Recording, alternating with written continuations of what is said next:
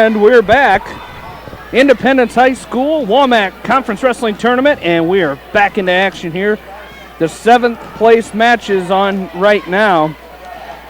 And we can tell you that we have a couple kids in the books, or one for sure. As wrestling for Beckman in this round was Cody Feldman. He got a fall over Conway. He was losing 10-6 and picked up a fall against Caleb Conway from Marion.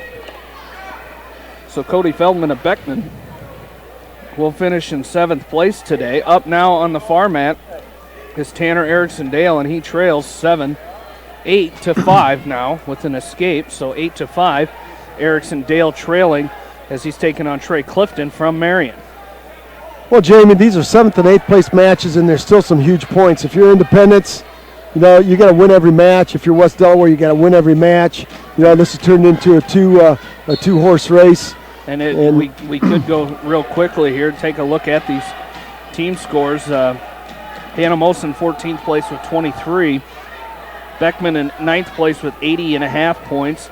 4th place is Williamsburg with 159.5. Western Dubuque in 3rd with 173. Independence in 2nd place with 190, and West Delaware leads with 192.5. So these points are very important. Well, every match is crucial right here.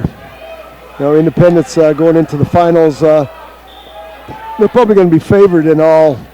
Also, out in front of us, we've got Blaine Walker from Anamosa as he trails 5-2 with 1:17 left to go in the second period as Blaine Walker's that is Sam Dolan at 1:45. Blaine Walker is to our right. He trails 2-0 as we start the second period. Dolan taking on Grayson Dahl from Solon, and a 10-5 loss there by Erickson Dale, so he will finish in 8th place today.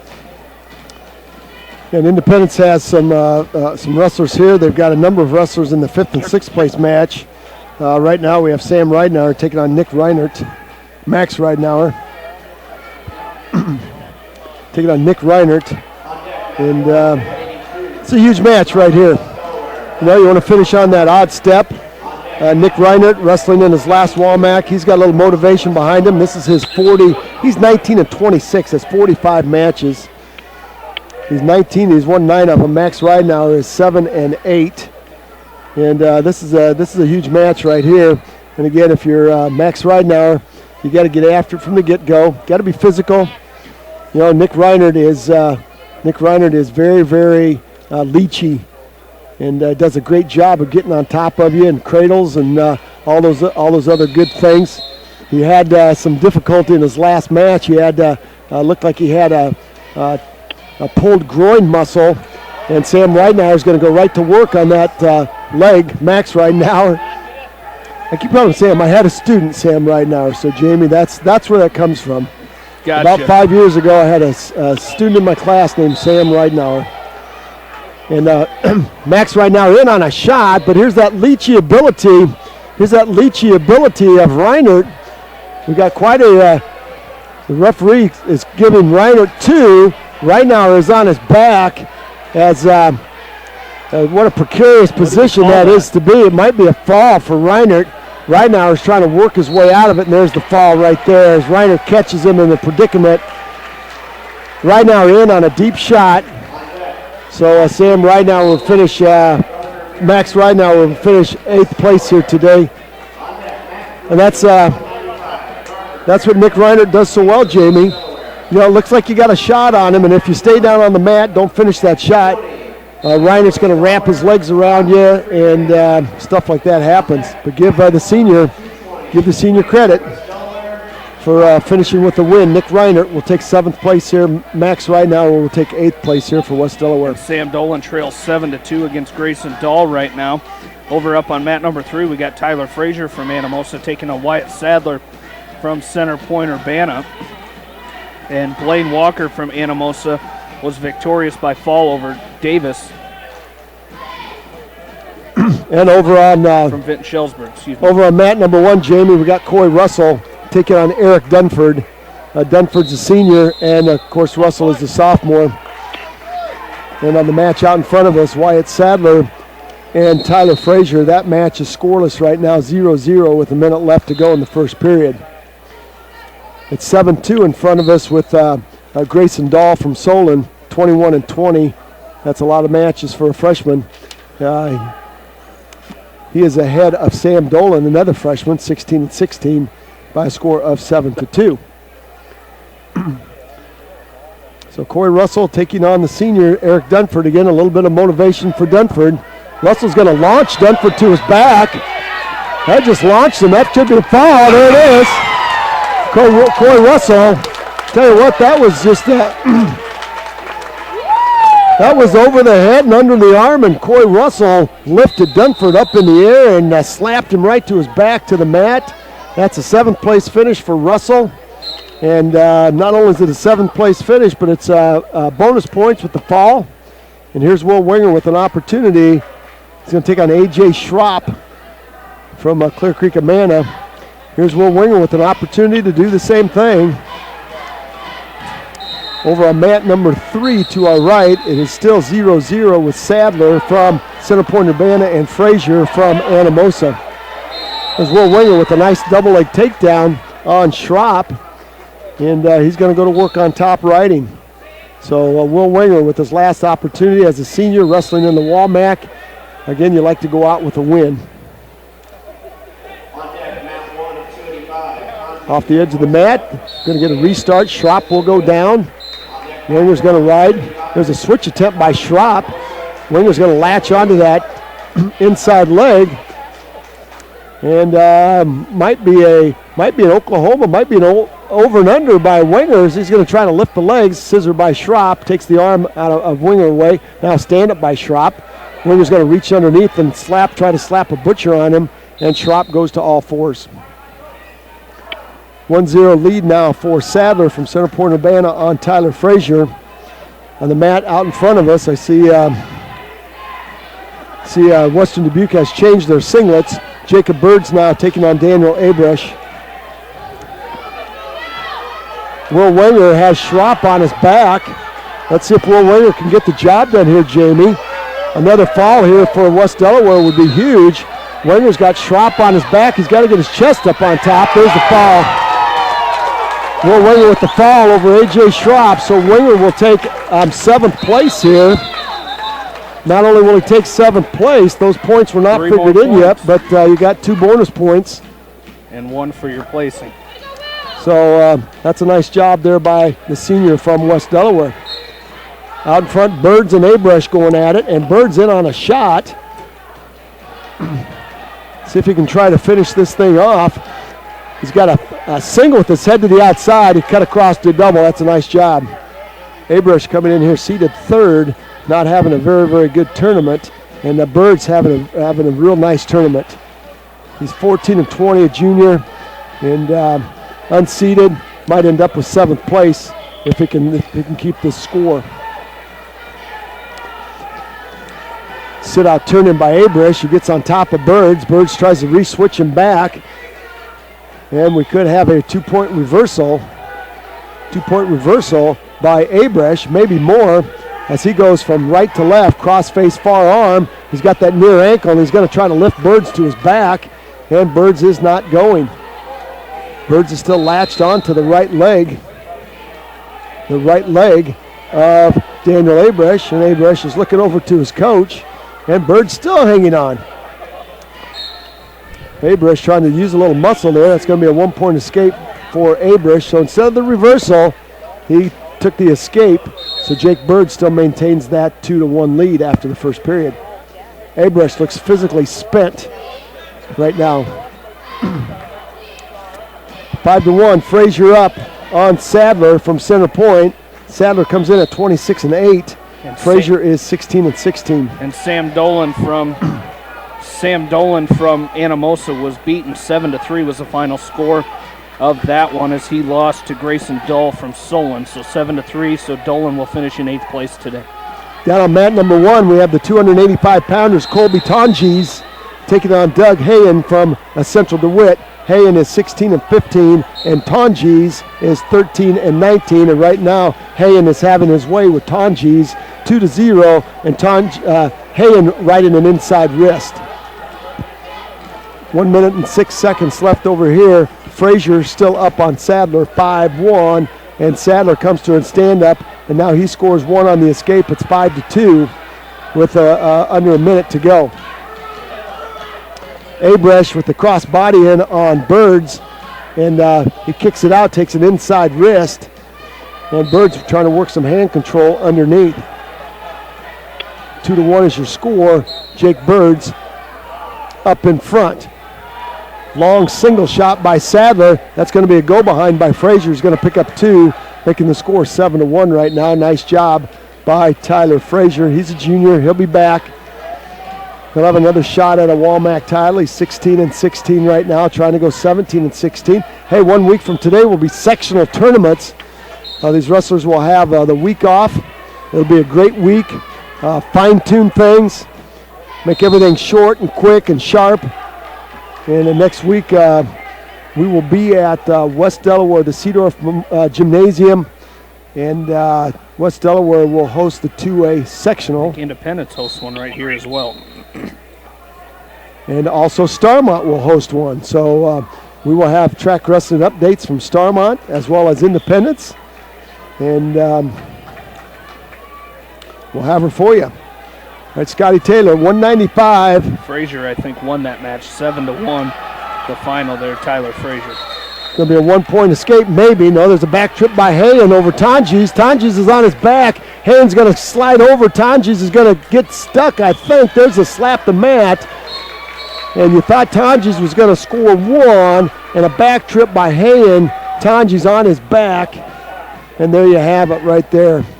Tonjes knocked Stevie Henry out of the tournament with a tremendous headlock, and you haven't seen, he never came back to it. He just locked up Stevie Henry and threw the headlock, and now you never saw him throw it again.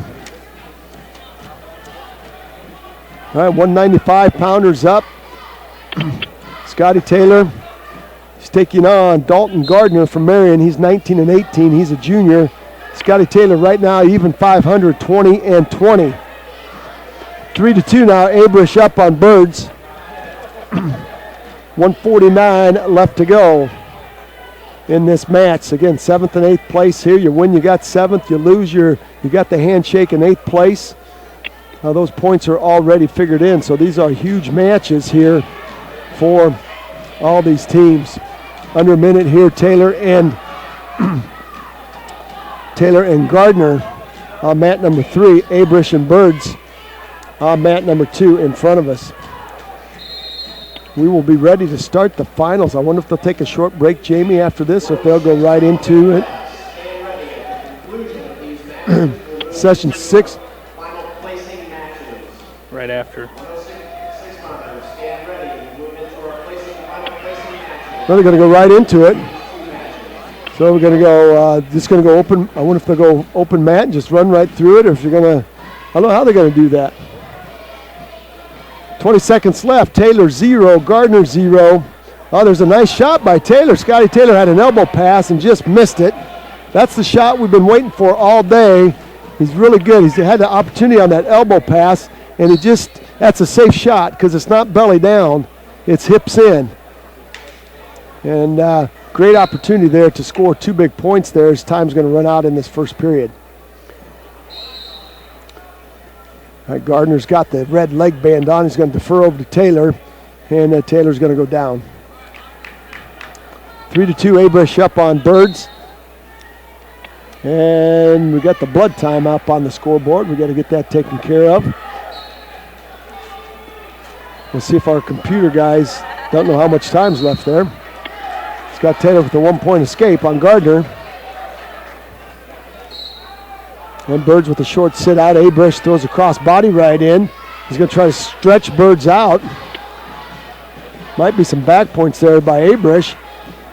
No back points yet. The referee's looking close. 53 seconds left. Taylor with another opportunity for a knee snatch off that elbow pass. Abrish up 3-2 on Birds. He's got that cross body right in on the left side. Inside wrist on the right, trying to tilt. There's a throw by attempt by Taylor. Scotty Taylor getting a little physical now. That's kind of what you like to see. He's going to need that for next week. All right, elbow pass by Gardner. 1:11 left to go. Taylor up 1-0.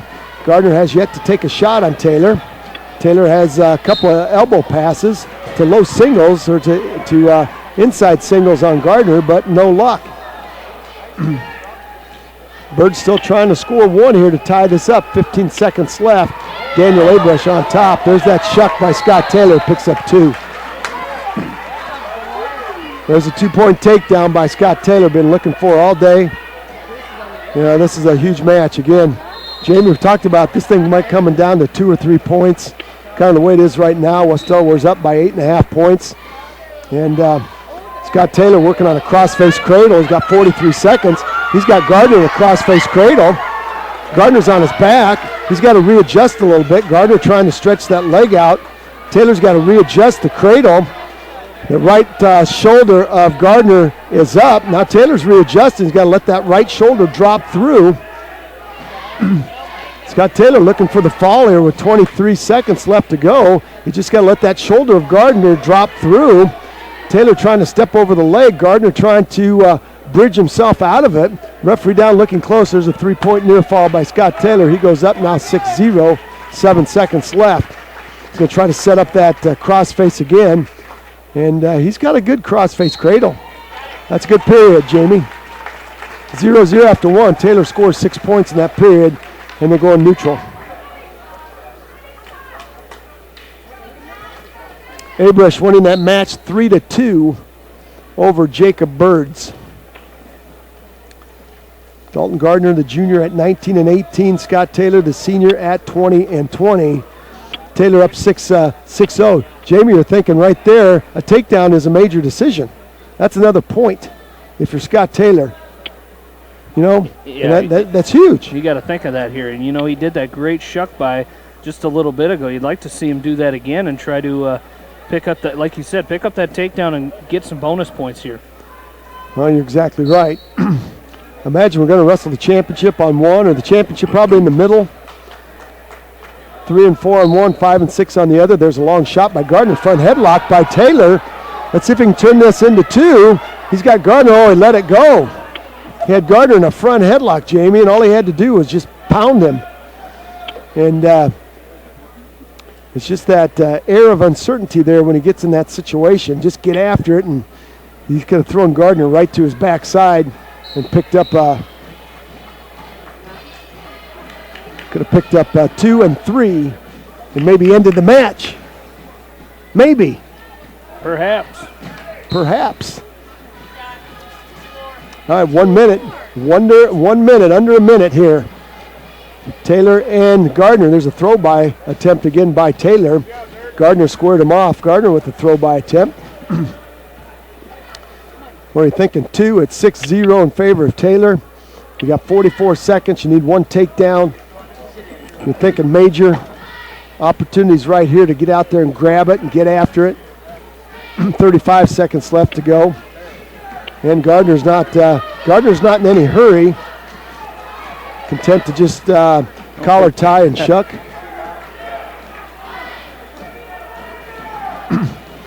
You got to hear the coaches yelling, get after Scotty Taylor. 17 seconds left to go. Right there's. And Coach Voss Coach Voss came from the shadows, Jamie, to encourage his young man to score that 2. That could do it right there. That's 2. That's a snap and spin by Scotty Taylor. That's going to be a major decision, 8-0. And I'll tell you what, that's kind of what the doctor ordered right there for West Delaware. He gets a standing ovation. That's more points he scored in a match than quite some time. But, you know, that's what you got to do. That's what you got to do all the time. So that got the Orange and Black faithful on their feet. That's a good way to finish 7th place. So we'll get those points added in, plus the bonus points for the major decision. And, you know, here we go, Mr. Jamie Vasky. We're ready. We're going to have 2 matches right off the bat here. As in the championship match, we're going to have Colin Kirkbrooke from West Dubuque taking on Jake Durgan from Mount Vernon.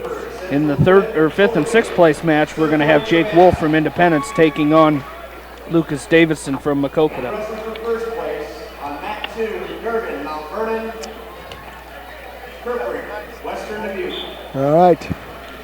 Good match is going at it right here. We will wrestle each weight class to its conclusion before we call the next weight. All right. There's Jake Wolf on his back here, taking on Davison from Maquoketa. Just far knee cradle there by Davison, and he's going to pick up 2-point near fall, so it's going to be 4-0 in favor of Davison. And you could probably flip a coin right there, Jamie. Davison is 11-15, and Wolf is 16-25. So. Matches will be on mat 2. Fifth and sixth place matches will be on mat 3. Okay. And on our center mat, here's Durgan in on a double leg. Kirkbrink trying to fight it off. He's going to pick up 2 is Durgan. It's going to be a 2-0 lead on Colin Kirkbrink from Western Dubuque. Jake Durgan is 29-11. Colin Kirkbrink is 31-7. He's a junior. Durgan is also a junior. Another 3-point near fall here for Davison on Wolf. Makes it 7-0 now with 58 seconds left to go in the first period. Over on mat number 1, we finally got our wrestlers ready to go. Brian Woodford from Central DeWitt taking on Jordan Overby from Center Point Urbana. Escape by Kirkbrink. Durgan dives back in on a single. He's got his head to the outside. Far side half Nelson by Kirkbrink. And we're going to go off the edge of the mat. Durgan's going to try to get his arm out. And there's a 2-point takedown by Durgan again as he got in and got his head out and got his arm wrapped around the waist of Kirkbrink. So Kirkbrink is going to have to go back down. 104 left to go, 4-1. 7-0 lead over on mat number 3 with Lucas Davison. Davison with the cross body ride in on Jake Wolf. And Wolf trying to get free. There's a nice tilt. Got to be back points right there. I think our referee's counting as going to be two back points. No back points. Wow. That was close. Davison thought he had 2. Davison Choice going to defer over to Wolf. And Wolf is going to go down. 27 seconds left to go. Crossbody ride by Durgan. Tell you what, maybe a reverse by Kirkbrink. He comes out of there with a headlock. 16 seconds. Durgan's going to try to roll him through. Referee's waiting for this as Durgan's still got the leg in on Kirkbrink. Kirkbrink's got a headlock in on. Now there's 2. And now there's back points. And you're going to get 2 and 2. 2 back. So Kirkbrink, a 4-point move there. That's a nice job. Wolf is trying to come out of here with a reversal as he got Davison in trouble. Now it's 7-2, and he's got a butcher on Davison. Davison could be going to his back. Jake Wolf is really driving that butcher. He's got the left arm of Davison wrapped around his waist, around his face. Now stand up by Davison. Wolf dives in on a single, and Davison's going to try to launch him, and he does. And he comes out on top of Wolf, and Wolf finds himself on his back. Could be a fall here by Davison as he's wrapped around the head of Wolf very tightly. And Davison's going to reload that half Nelson. It's going to be, they traded 2 and 2, but Davison's going to come out of here in great shape. 47 seconds left to go. He's got Wolf on his back. He's got a half Nelson. He's got a tee out of it. Might be a fall right there. Referee looking close. Wolf with that left shoulder still up. I can see a little daylight underneath. There's the fall right there. Referee slaps the mat. That's going to be Davison with the fall. So Luke Davison, the freshman, will take the bronze medal. Well, that's the 5th place. He'll get the 5th place medal. The bronze medal is going on mat number 1. 5-4, Jamie. Colin Kirkbrink takes the lead on Durgan. And Durgan with a nice stand-up. Nice back trip by Kirkbrink. And Kirkbrink. Oh, he started down. Durgan started down.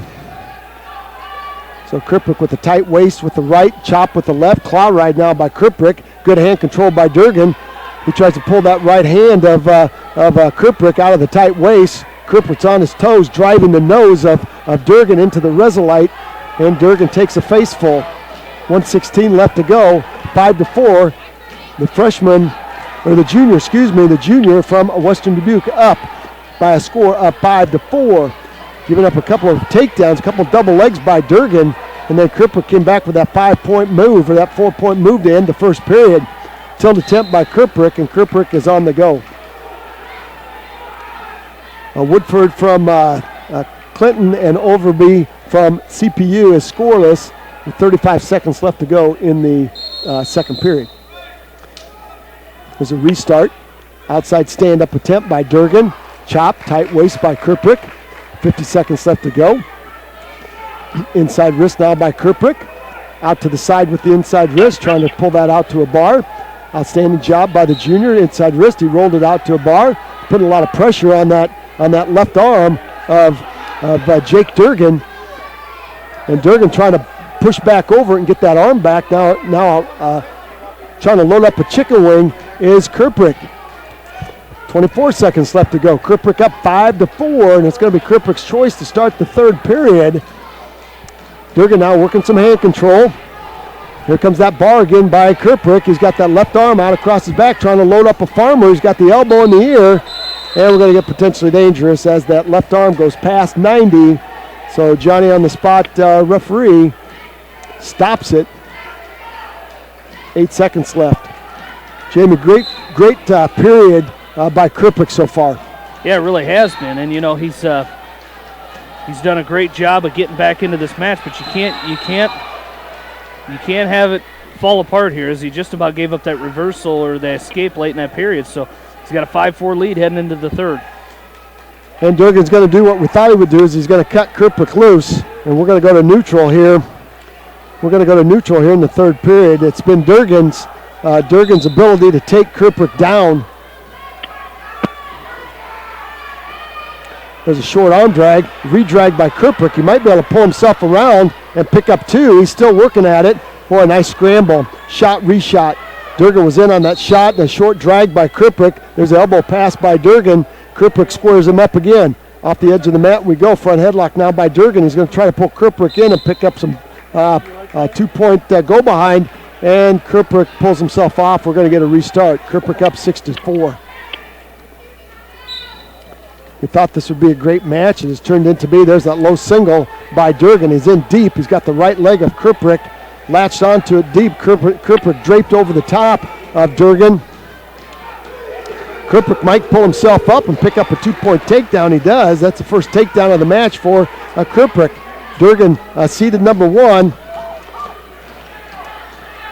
Krippert seated number 2. Krippert finds himself in a little bit of a trouble right now. He's got a cross body right in. Now he gets his hips back up on top. He's up 8-4. 1:02 left to go. And we got injury time on mat number 1 with Overby and Woodford. And Overby, Jamie Krippert is riding those legs high. I'm surprised he hasn't kicked himself out of those legs. He did such a good job riding Durgan. Oh, now he's going to arch. That took care of it right there.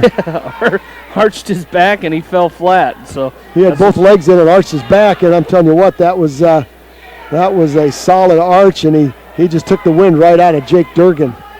8-4 is your score. 28 seconds left to go. Krippert can feel it now. Again, you can't get sloppy right here. Krippert's sitting on his left hip, and if you're a legger, that's a bad place to be sitting on your hip. Want to stay hip to hip. 15 seconds left to go. Now a chicken wing by Krippert. He's got it locked up on the right. Now get off to the side. He's just got to stay with that. That's going to be a solid match by the junior from Western Dubuque, avenging a loss there. The number 2 seed gets the win by a score of 8-4. Boy, the way that started out, Jamie, you thought Durgan was going to take control of that match and made it very easy on his feet. But I'll tell you what, give Colin Krippert, we talked about the shape, the condition of the Bobcats, and you saw it right there. Yeah, absolutely. A nice job there by Colin Krippert. He came in here as a 2 seed.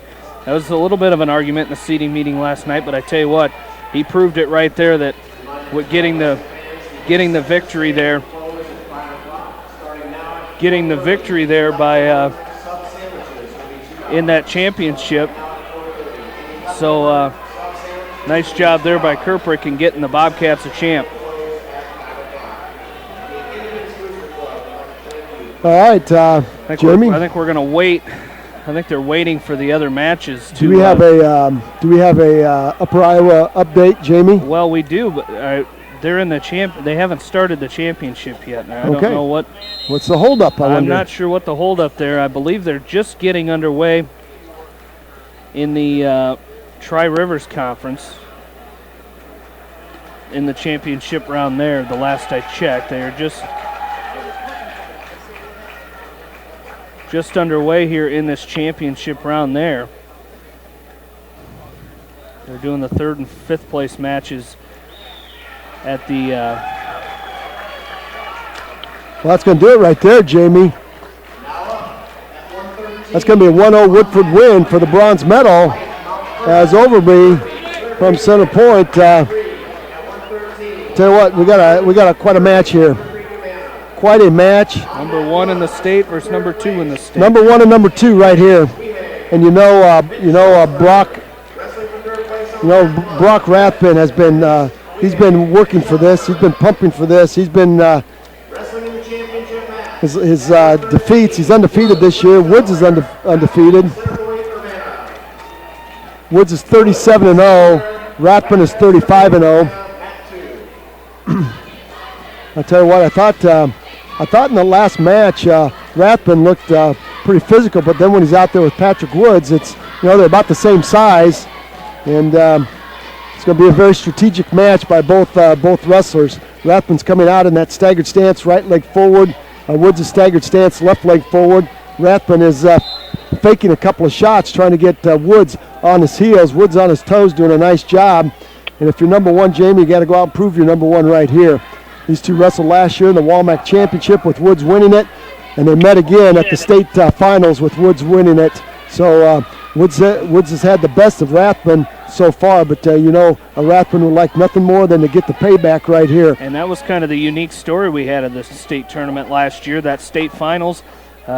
Both families got to their assigned seats at the state tournament, and Patrick Woods' parents were 1 row behind, exactly the same seats, just 1 row behind Brock Rathbun's parents. I think they ended up somebody moved to a different spot, but how ironic that the two teams or two kids' parents would sit next to each other at the state finals. But a great match there. I think Woods got the fall in the state finals in the tournament in WaMaC last year. I'm not sure what the score was of that, but a nice job. Patrick Woods, like you said, has that 2-0 advantage on Rathbun, but he'd like to make up for it here. Got 26 seconds left to go. Rathbun with 1 shot attempt. Woods in his textbook front headlock. He couldn't quite finish it, as Rathbun did a nice job with controlling the elbow of Woods. I think we're going to see a lot of wrestling on our feet. There's a headlock by Rathbun, and he's picking up some near fall points on Woods. Boy, that's time's out. Time's out. That's going to be 2. Time was out a long time ago. It's got to be 2 and 2. I gave him 3. So that was a shot by Woods. Rathbun caught him with a headlock, and let's see. It's going to be Woods' choice. They need to get somebody out there. It's not the other official's job.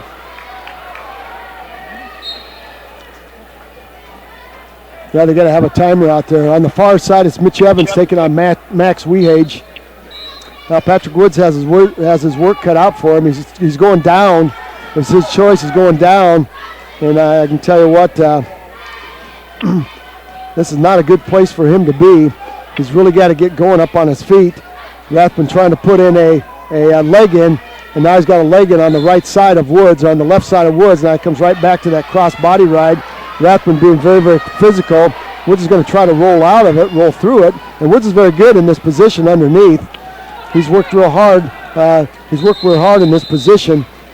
And right now, 1:27 left to go. Rathbun up on top, right in the crossbody. He's got a high figure 4 on the leg of Woods.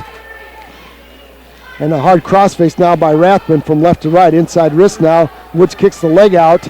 And Rathbun's running an inside wrist on Woods. Woods down 5-0. Down inside now, a switch. That's a 2-point reversal by Woods. Now it's 5-2. Now you got to get going. If you're Patrick Woods, you got to get going. There's a stand-up by Rathbun. And Woods is going to try to tilt on Rathbun. Rathbun basing out up on top on his heels. We're going to go off the edge of the mat. Nice job by Woods to pick up 2. Now you get a couple of tilt points here, Jamie. You're back in the match.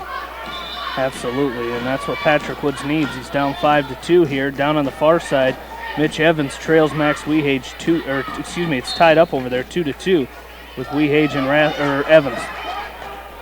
There's Woods is going to try to step in and Turk. Boy, he's got a Turk set up, and tell you what, Rathbun does a nice job bailing out of it, scissoring his legs. 35 seconds left to go, and here's where Patrick Woods is very strong, very tough. But I can tell you what, Rathbun is up by 3, and you know what he's going to do? He's going to sit and move as little as possible underneath. So Woods is going to have to really go to work here with a wing series, a bar series if he can. And Rathbun's going to sit. There's a chicken wing on the left side by Woods. He's got to try to have it locked up. And Rathbun, again, very strong underneath. Rathbun head down, all fours. Now Rathbun to his feet. Woods is going to lift and return. 4 seconds left to go. And that's going to do it for the second period. Woods' first good period.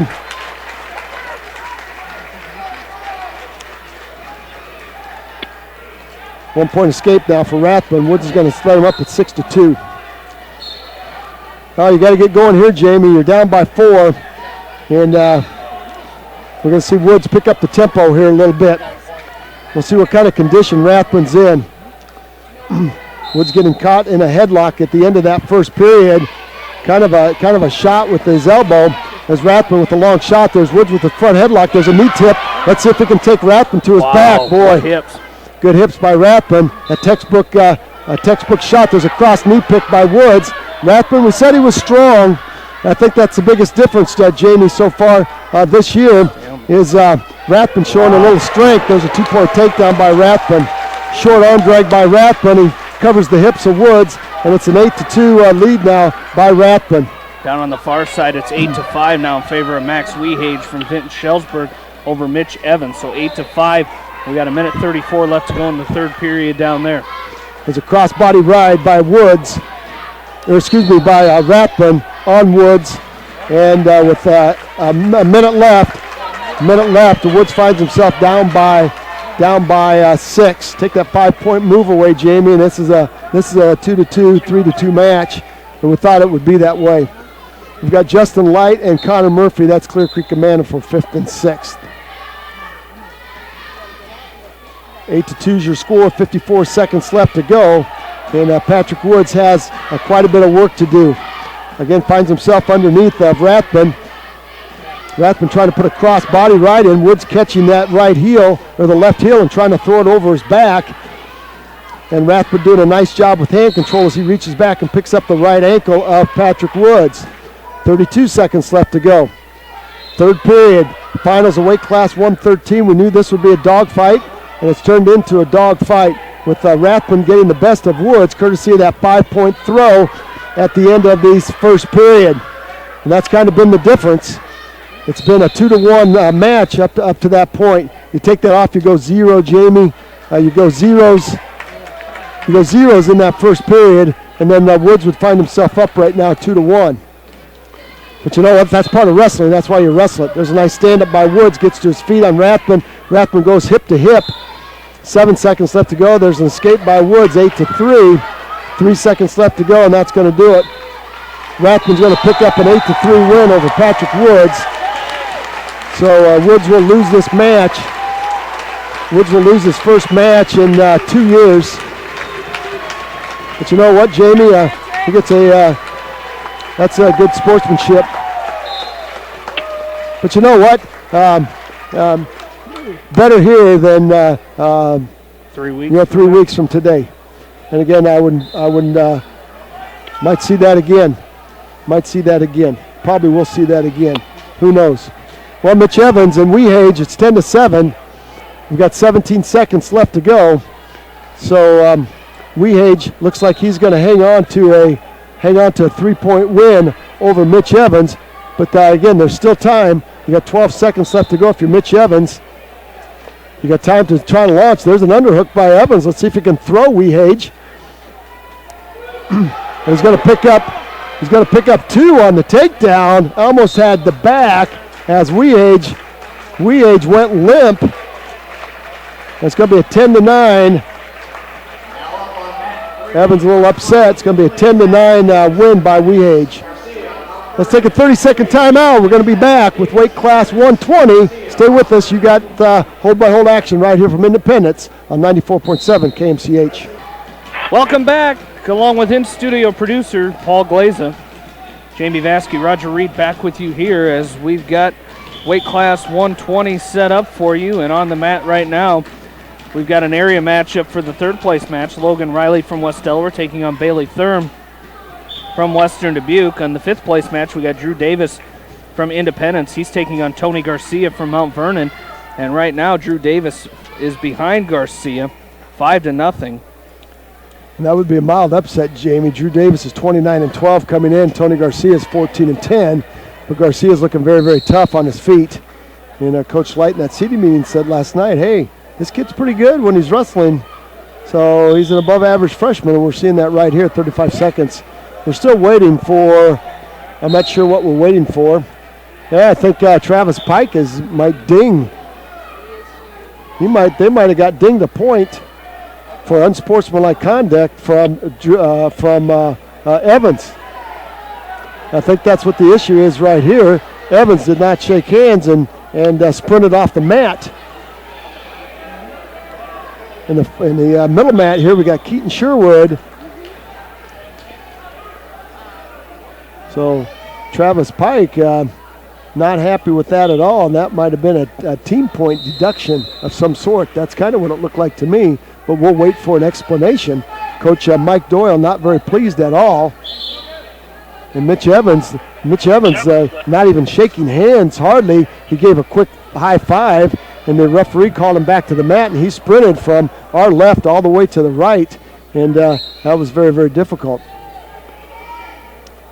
All right, we got Bailey Thurm, who's having an outstanding tournament for Western Dubuque, taking on Logan Riley from West Delaware. This is for fifth place. Huge points here. No, this is for third place. Excuse me. This is for third place. Third and fourth place. Huge points. Out on the match in front of us for fifth place, Davis and Garcia. Garcia is still up 5-0, but Drew Davis working on a ball and chain. And Garcia to his feet. There's a tilt attempt by Davis. There's a duck under by Thurm, and he's got a 2-point takedown on Logan Riley. Okay, well, Bailey Thurm, 21-14. He's a junior. Logan Riley, 15-11 coming into the tournament. 23-15 now, 17-12 right now.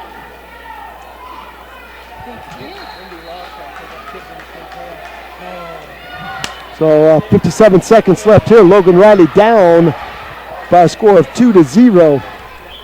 So we'll see if what happens here as this match progresses. 5-2 now.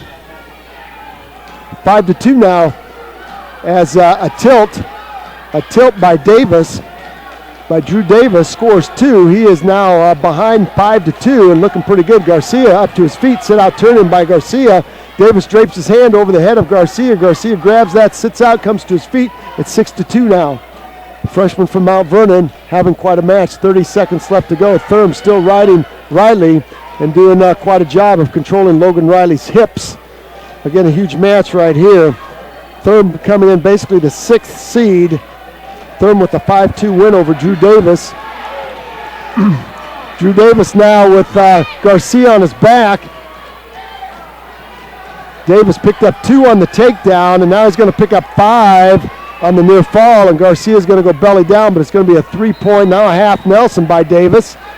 With 6 seconds left, Davis trying to throw Garcia back to his back, and it's going to be a 7-6 lead for Davis. Yeah, we'll see what happens here. Thurman's going to choose down to start the second period. And we've got some blood. Thurm's got to go to the blood corner and get wiped off. We're going to go neutral here. Garcia and Davis, front headlock by Davis, trying to cut the corner on Garcia. Garcia trying to square him up, and Davis is going to try to pick up 2. He's going to step over Garcia. Garcia's going to try and roll him through, and he does, and it's going to be 2 for no points, and we're going back to neutral, no control. Our referee was a little quick giving Davis 2. Garcia came out of it and then was on top, and Davis rolled off the edge, so no points. It's still 7-6 in favor of Davis. Thurm gets his blood taken care of, so we're going to get reset here. He's going to choose down. Riley's going to ride the left side. Now he's going to ride the right side. Going to grab an ankle. There's a long shot by Garcia, front headlock by Davis. Back to where we started. Chin and arm by Davis. As he's got Garcia controlled, Garcia's going to try to drag out of it. Short drag out of it. The freshman from Mount Vernon. 1 point escape over there by Bailey Thurm. That's going to make it 3-0 now over Logan Riley. So Riley's got some work left to do here, Jamie. Again, that square stance of Bailey Thurm, I tell you what, he is short, he is stocky, and he's got his hands low. And there's a shot, there's a single. Fireman's carry by Logan Riley. Far side Fireman's. He set Bailey Thurm on his hip and covered him up for a 2-point takedown, 3-2 with 1:18 left to go. Out in front of us, Louis Ganida is up on Keaton Sherwood by a score of 3-0.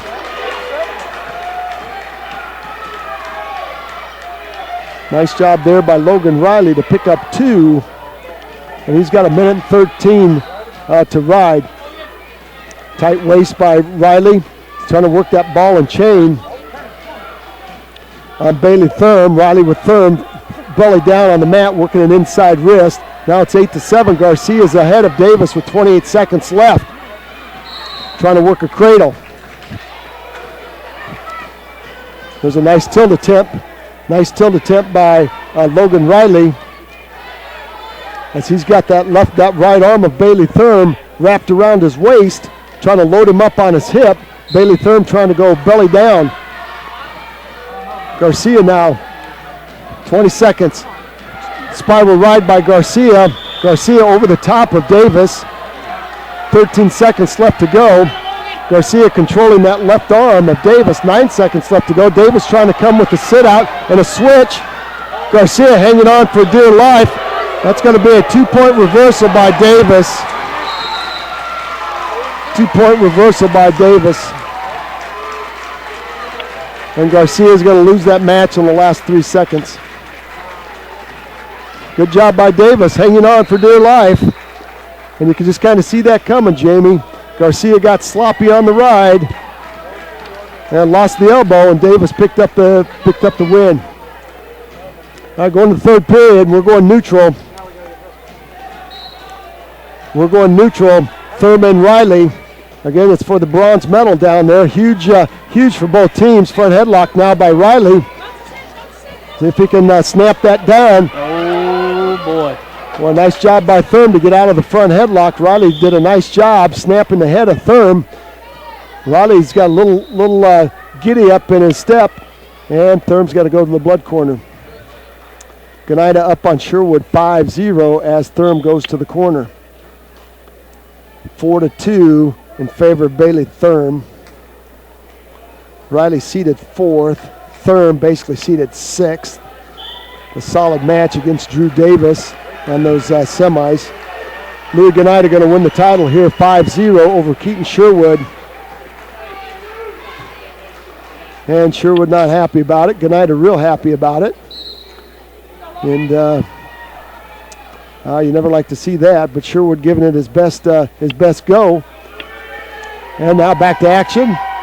Bailey Thurm taken care of here.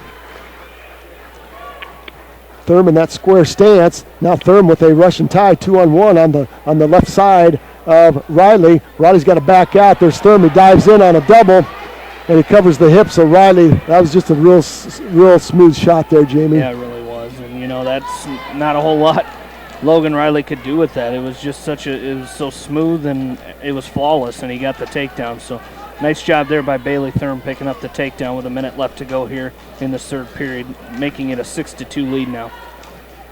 54 seconds left, and Thurm up on top, right in that inside wrist. There's still time for Logan Riley, but he's got to get going right here. Bailey Thurm is doing a nice job controlling the hips, controlling the head, keeping all of his weight forward, making Logan Riley carry that, making his upper body carry that. Here's all those push-ups you do in the room during the course of the year. You just got to reach down and grab something and try to pull yourself up. Bailey Thurm, they're doing a great job. He's got the left arm of Logan Riley in a bar. Riley frees that left arm. Now he goes cross-face, the far arm, the right arm of Logan Riley across his face. 18 seconds left to go. And it appears that Bailey Thurm is going to win this match 6-2, and he will take the bronze medal. He will take the bronze medal, and Logan Riley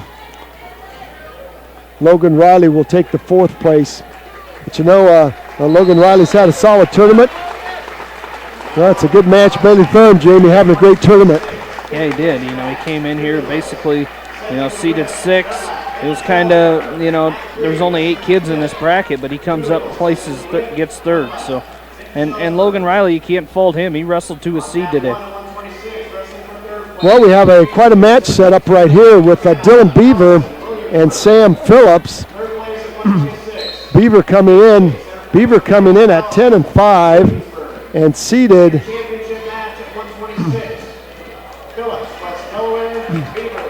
Sam Phillips trying to come out of the scramble, and I'll tell you what, Sam Phillips, he just gets out of some precarious situations there. It's going to be 2-1. They might wave it off. Nope, they One did. escape. They went 2-1.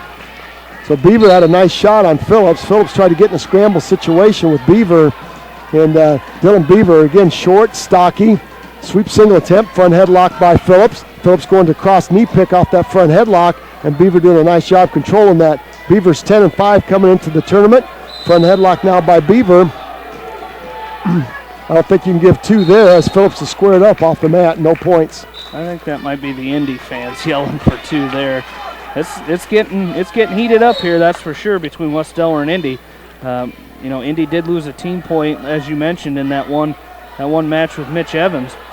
Man, the team score now 200.5 for West Delaware, 191 for Independence. There's a nice throw by Sam Phillips, and I'll tell you what, that was physical. I think Sam Phillips has had enough of finishing 5th in those last couple tournaments, Jamie. He's wrestling with some purpose right now. I would call it with some purpose. He's wrestling with a lot to prove, and he's doing a fantastic job of it. He's up 3-2 now on Dylan Beaver. And here's your Sam Phillips. You've wrestled 30. You're 33-4. You've wrestled 37 matches. Beaver's coming in here with 18 matches. Not much match shape. You just gotta keep working. And TJ said Dylan Beaver's pretty tough in that seeding meeting. You can't count him out. And he got him seeded 2nd. And we're going to get a stalemate, 18 seconds left to go. Beaver gets up, shaking that head a little bit. Sam Phillips looking fresh. I think he just spit out a mouthful of Resolite there, the way Sam Phillips got on top and just shoving his mat, that forearm across the back of the neck of Beaver, and he's flat on the mat right now. Phillips is being physical right now, and I think Beaver's hurt. I think when he came down, what was that?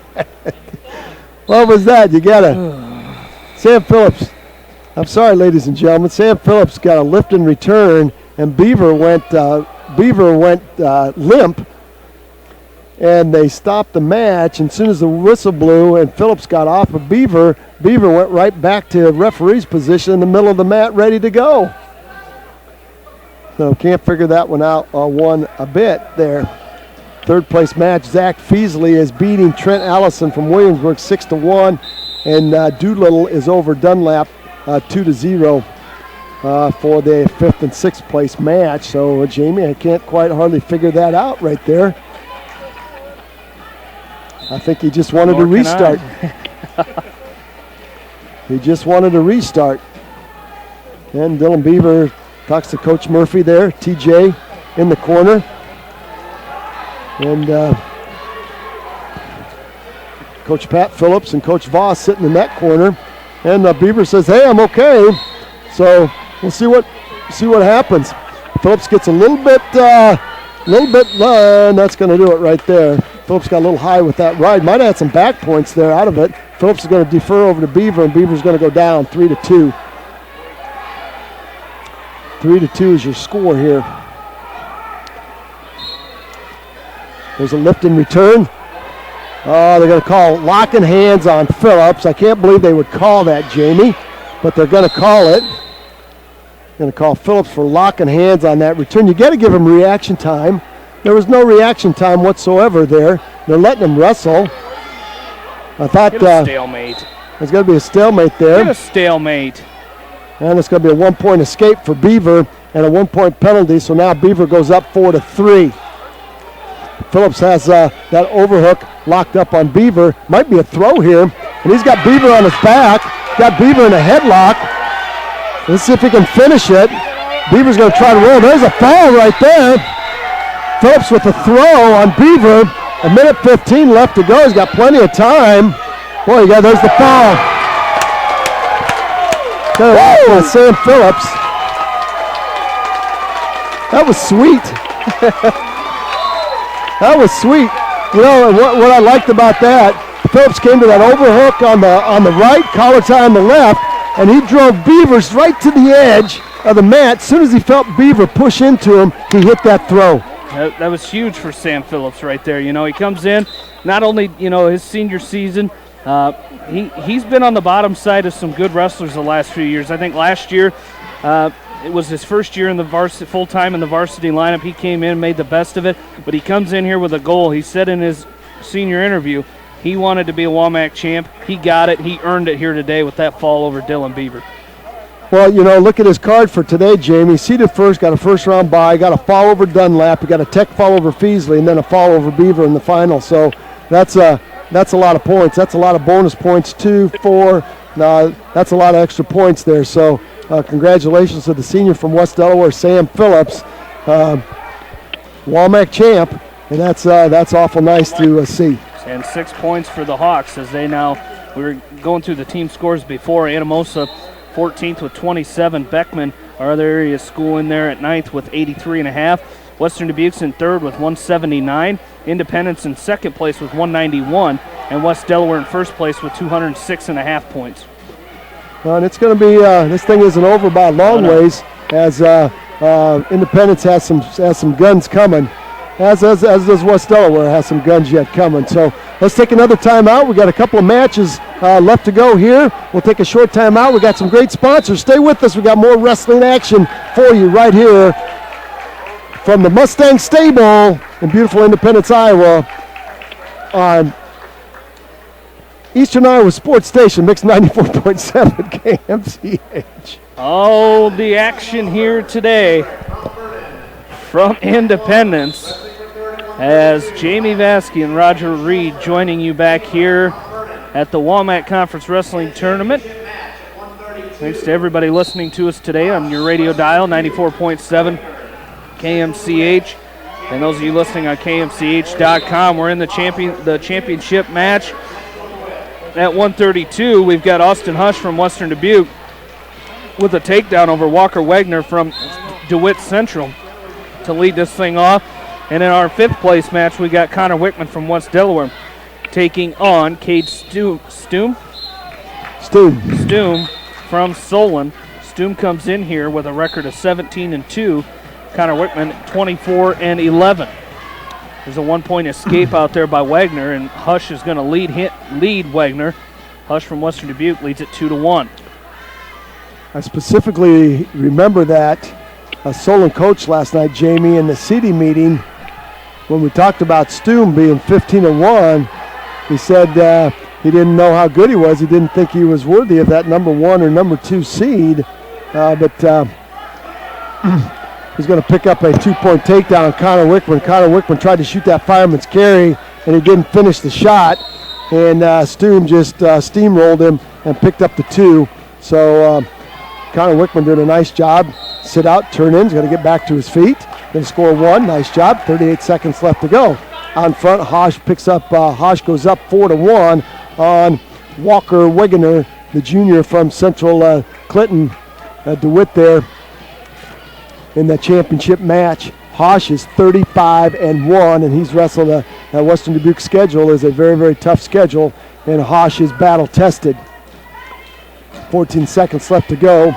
See if Wickman can set up another shot here and maybe finish it. Stoom 17-2 now on the day. Came in at 15-1. He's 2-1. And that's going to do it for the first period. And we'll see. Wickman's got the red leg band on, and it's going to be Stoom's choice. Let's see. He's going to go down on Wickman. And that's good. Wickman will have his choice in the third period. We'll see if he can get the job done here. Some back points will be huge. There's an outside stand-up by Stoom. Gets to his feet. Wickman latches around his waist. Let's see if Wickman's going to front trip Stoom. Stoom's going to go to a short sit-out. This guy's he's pretty rangy, Jamie. End of the first period over here. Hush leads Wagoner right now. 4-1 the score of that one. There's a switch attempt by Stoom. And Wickman goes to far knee, far ankle. And he's going to try to drive over Stoom. Nice job. Stoom comes right back to his feet. There's hand control. And he splits the hands of Wickman. And we're going to go neutral. Long shot by Hosh. A go behind attempt by Wagoner. And they go off the edge of the mat. 1:26 left to go. Wickman trying to set up that fireman's carry. He's got an overhook on the left side of Stoom. We'll see if he can circle away from him. He's trying to set up that fireman's. There's that fireman's. He might have Stoom going. He's going to pick up two, maybe. Stoom comes out of there with a whizzer. And Wickman's going to try to Okie State cattle catch him, launch him, and Stoom squares off with him, and Wickman has to go again. I tell you what, though, that was a great decision by Connor Wickman. He could have got himself in a whale of trouble had he continued to try to run with that, because that's not where Connor Wickman wanted to be. Once Stoom fought that off, he wanted to go to that cattle catcher, but that little Tony Ramos whip over. But after Stoom came up, that was a good idea for Connor to bail out. And there's a shot, reshot. Stoom shot, Wickman reshot. Now we're both to our feet. Wickman with an overhook on the right side of Stoom this time. He's got a standing butcher on Stoom. Let's see if he can set something up here. 28 seconds left to go. And again, you don't have to force anything right here, Jamie. If you got opportunity for a good shot, he's giving Stoom some pressure.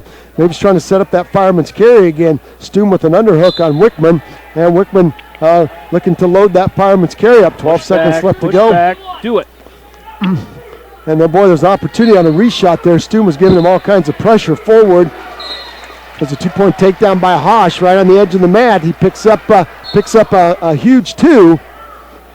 And Wickman's going to go down to start this third period, I would believe. He's down 3-1. I think you got to go down. And it's 3-1. 3-1, 2 minutes up on the clock, and here we go. See if Wickman can get out. There's a nice outside stand-up. He's going to split the hands of Stoom. He's going to try to lift and return. Wickman doing a nice job getting to his feet. There's a lift and return by Stoom. Front trip. Now he's going to step over that right ankle of Connor Wickman and run an inside wrist, and that is a tough ride right there. If you're underneath on that, Jamie, that is a tough place to get out of. That's an inside wrist, and Wickman's really going to have to move. He's going to grab that right leg. Maybe he can pick up two here. See if he can pick up two on the reversal and tie this thing up. I think he's going to. That's two right there. 2-point reversal by Wickman. Get him out of bounds. Get a fresh start. And a 1-point escape by Stoom, so that's 4-3. 1:20 left to go. Wickman takes a peek at the clock. A couple of takedowns here by Wickman would be huge. Meantime, with 8 seconds left, Hosh is riding Wagoner, and he maintains that 6-1 lead in the championship match at weight class 132. Second period over there with Hosh and Wagner, so we'll go to the third with Hosh leading 6-1. It'll be Wagner's choice, and he's going to go down. There's a long shot by Wickman. He's in on a single. Let's see if he can cut the corner on Stoom. Got him deep. He just stayed with it. Stoom with a whizzer on Wickman. Wickman's going to come to the head, pull his head out. He's going to limp arm out of it. Let's see if he can pull that leg back in. 46 seconds left on the clock. Got to watch that. Boy, he's got a drive cradle on Stoom. Let's see if he can turn that. It's got to be two right there, Jamie. He's got a drive cradle on Stoom. Stoom's blocking him off. He's going to try to go behind off the edge of the mat. You ain't getting. Boy, it should have been two there. Wow, Wickman, great opportunity for two. Escape by Wagoner, tap and go by Hosh. He's in on a double. He sits Wagoner to his backside, covers the hips. Hosh goes up 8-2, Bobcat fans, looking for a title. Connor Wickman's got to go right now. He's up He's behind by 1. It's 4-3 right now. You got to shoot Connor Wickman. Stoom controlling the arms. 19 seconds left to go. Connor Wickman's got to sense some urgency here. 15 seconds left to go. He doesn't know how much time's left. 10 seconds left to go. And off the edge, 9 seconds left to go. Connor Wickman doesn't know how much time's left in the match. 9 seconds left to go. Wickman takes a long shot, takes another long shot. See if he can get a scramble here. You got to take a throw here. Take a shot here. Stoom's going to hang on, and that's going to do it right here. 4-3. 4-3 Stoom win. Oh, they're going to give Stoom 2 at the end. It's going to be a 6-3 win. Connor Wickman will finish in 6th place here today at weight class 132. Seeded 3, Jamie, coming in with great hopes and not finishing where he wanted to be. Hosh now going to work. 44 seconds left to go in that match. Riding a chicken wing on Wegener on the left side, trying to work some back points off of it. He's got the chicken wing on the left. Goes out to try to run it. Inside wrist on the right, chicken wing on the left. Wegener does a nice job blocking the hips of Hosh off as he tries to run it. Now we're going to get stalling against Wegener. 24 seconds left to go. Hosh is going to try it over the top on Wegener. Wegener limp arms out of it. That's going to be a 1-point escape by Wegener, and it's 8-3. So Hosh 19 seconds away from being a WaMaC champ and going 36-1 on the course of this year.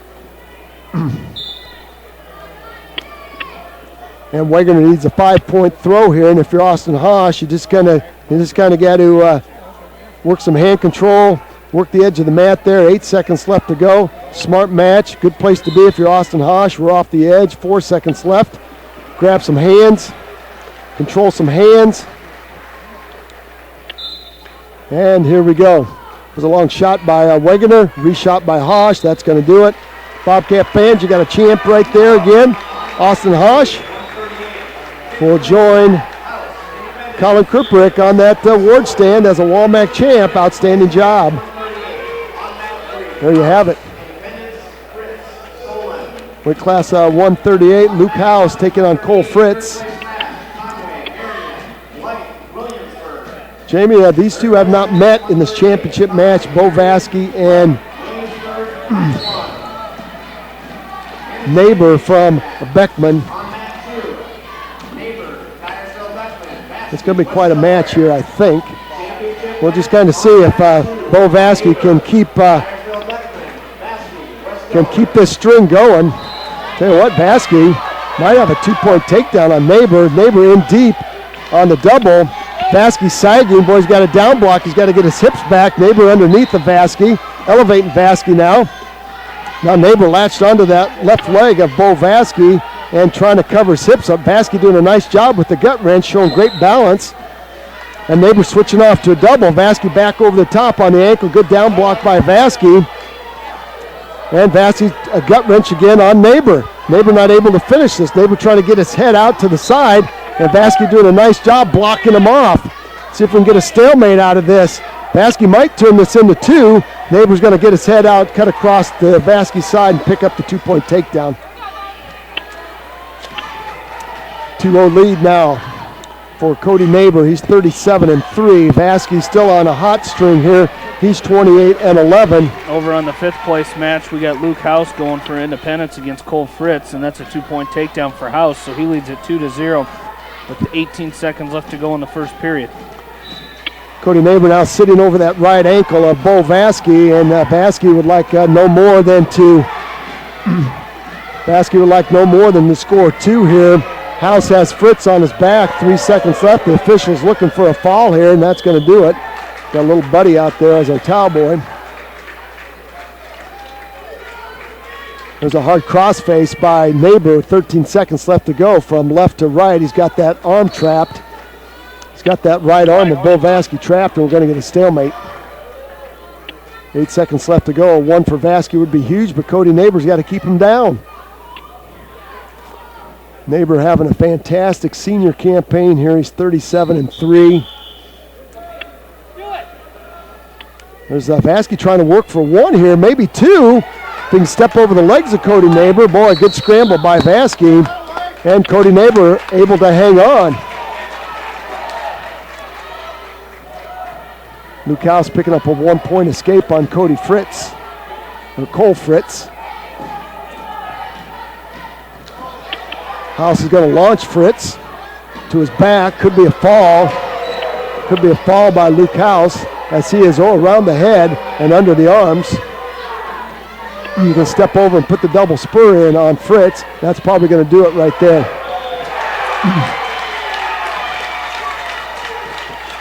145 left to go in the second period. Vasky trying to get to his feet and pick up a point here. That's Cody Neighbor. That should be one right there. That's going to be one for Vasky. We're going back to neutral. Vasky in great position right there. Long shot by a Neighbor off the edge of the mat. Boy, nice shot by Neighbor. Nice shot by Neighbor. Outside single. Head to his outside. Vasky leading with that right leg, and that's exactly where Neighbor went to. 1:23 left to go in the second period. This championship match at weight class 138. Same shot to the right side is Cody Neighbor. Nice down block by Vasky. Vasky's gonna gut wrench Neighbor. Get your hips back. And I tell you what, he didn't get his hips back there. You're exactly right, Jamie Vasky. He went to that gut wrench, and boy, he didn't sag his hips off that. But now he's doing a lot better job getting those laces flat. Nice down block by Vasky. Cody Neighbor still underneath. Vasky trying to cast himself behind and pick up two. He's got the wrong ankle. He's got to pick up the near ankle off that. He's got the far ankle. And we're going to get a stalemate. Well, he had the wrong ankle. If he could have picked up that near ankle, I think he might have had an opportunity there to score some big points. Neighbor now down on all fours. Vasky staggered stance, leading with that right leg. 30 seconds left to go. Second period, 2-1 in favor of the senior from Dyersville-Beckman. There's a shuck. Vasky in deep on a double. Let's see if he can score some points. Might have Neighbor stacked up here. Got Neighbor stacked up for some points. No points yet. He's going to try to stack him up. Hip heist out of it. Bo Vasky now in a scramble. And we're going to get potentially dangerous right here. Well, that was a nice job by Vasky. Great shot. Nice counter by Neighbor. Absolutely. And this is a great matchup here between these two. You know, they didn't wrestle in the duel a couple weeks ago, but I tell you what, and they're both going hard at it here. Vasky back in on a double, trying to score two as time expires. Wow, what a great shot by Bo Vasky.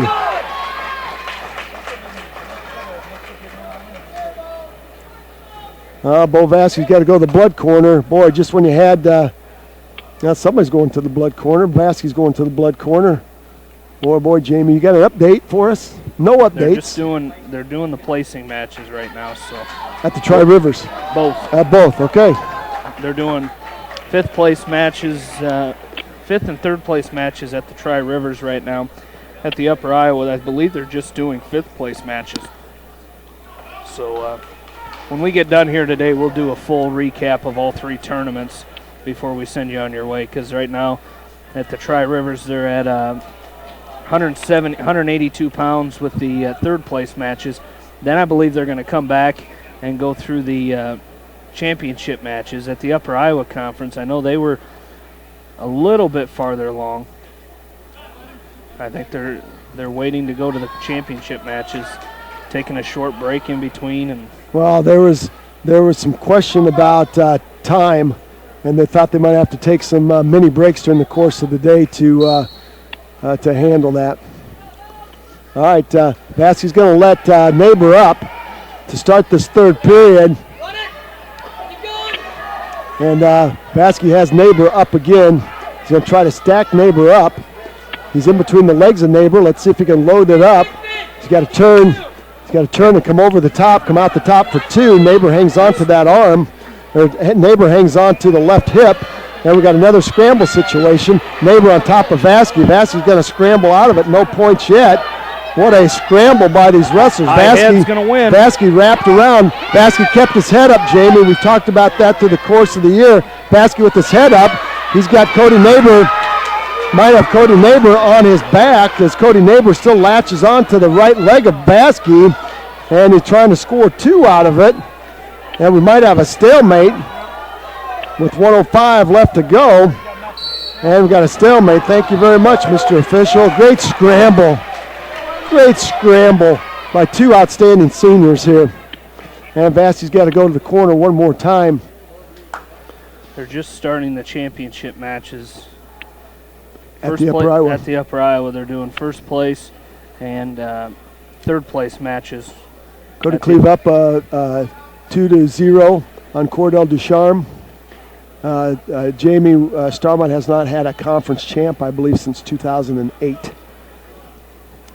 And that would be Cody's brother Kyle was our last conference champ that we've had at Starmont. So this would be huge. And Cody is only a sophomore, having a great season at 30-7. Bo looks fresh, Jamie. We got that. Bo looks fresh coming out here. He's taking. He's got 1-1. There's a nice shot by Neighbor. Got him deep on that single, and Baskey's setting to his hip. Baskey's setting on his right hip, and he's hanging on. He's hanging on to Cody Neighbor. See if he can work himself out of this. This would be an unbelievable scramble if he can work himself out. Neighbor trying to pull his head to the outside. He's wrapped around Baskey. Baskey with the whizzer. No points yet. Baskey's got a whizzer on. That'll wait. What a scramble. Way to get out of it. Bo Baskey. Long shot by Neighbor.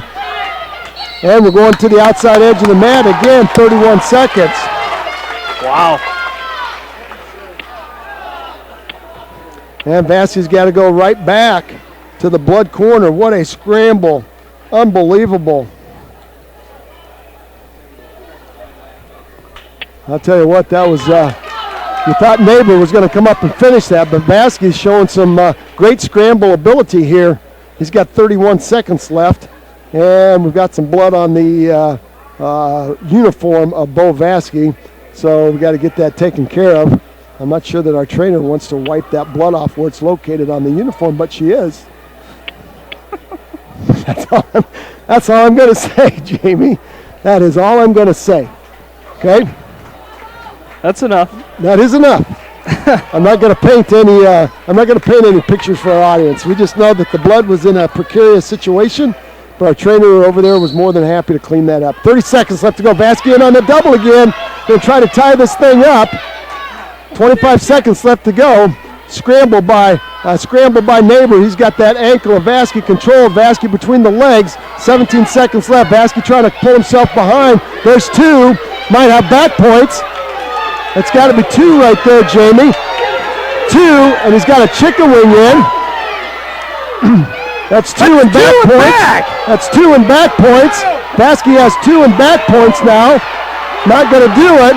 That's got to be two right there. That's got to be two. Our referee not showing what we're doing. That's got to be two and back.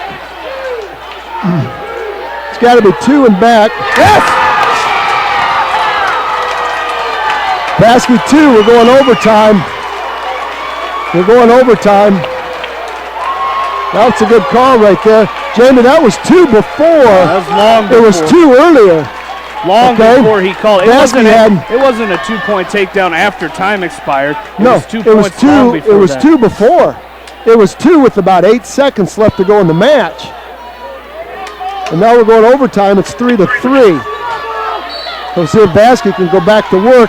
Neighbors had good luck shooting that shot. Again, sudden death. Neighbor in on a shot, trying to set Kelly up on Vaskey. Vaskey deep in the leg. If he can crowd over Neighbor, could have an opportunity here. Neighbor works out of it. Vaskey now in a down block. Neighbor doing a nice job. Knee driving in. Hard down block by Vaskey. Neighbor, a double. There's two right there. Neighbor's going to win it.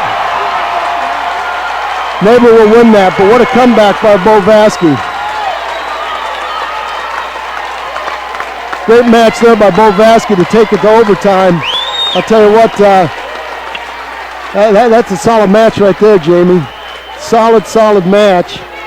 And nothing to be ashamed of there. Okay?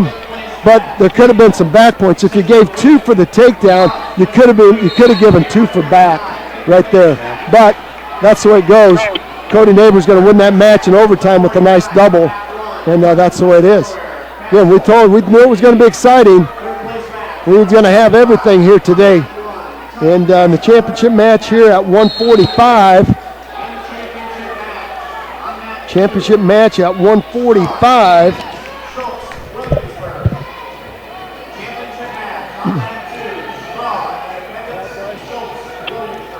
That's going to be a 2-point takedown for Chase Straw. Boy, Schultz got in from Williamsburg, got in on a nice shot, and Straw worked his way out of it. Weight class 145, Levi Hosh is taking on Carter Cahill from Central DeWitt. And for the third place match, Tim Tutton is taking on Jeremy Castle from Benton Community. So an opportunity here for Tim Tutton. Opportunity for Tim Tutton. He's got Castle on his back if he can finish it. He's got Castle on his back, and Castle's going to roll through. Tutton had a front headlock on Castle.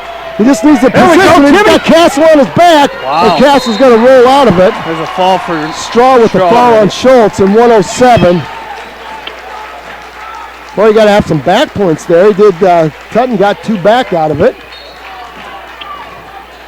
Chase Straw, Schultz woke up Chase Straw there with that shot, and Straw went right to work and threw Schultz in a cradle and pinned him. So Independence will get a champ there at 145. Chase Straw staying undefeated and #1 ranked, and we can see why. He is an exciting young man to watch wrestle. He doesn't get shook at all, and I'll tell you what, just a lot of fun to watch. Tim Tutton up 4-1 on Castle. Over on mat #3, we've got Carter Cahill and Levi Hosh going at it, and Hosh is going to go up 5-0. Timmy Tutton still with that 4-1 lead here with 35 seconds left to go in this first period. So nice job by Tutton. He's just got to be able to finish here. Yeah, we're checking that Upper Iowa. Congratulations to Cody Cleve from Starmont. He pins his way to the title at 106 in the Upper Iowa Conference. So that will be Starmont. It's been a long time. It's been a long time coming for a conference champ. And I'll tell you what, Cody Cleve's only a sophomore. He's wrestling 106, and he's 33-7, having a great year.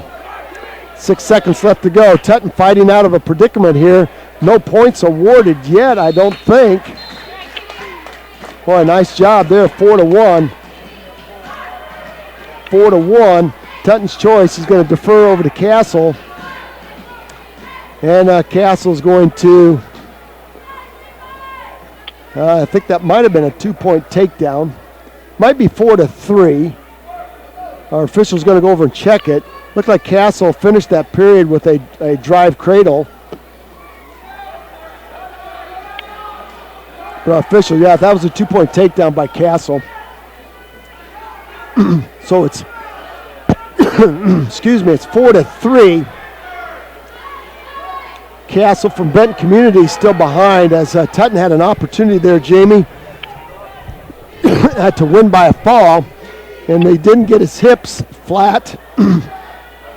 He didn't flatten out his hips, and that let Castle high bridge and roll Tutton off. But anyway, Tutton takes a 4-3 lead now. Now you've got a couple of periods here to get after it.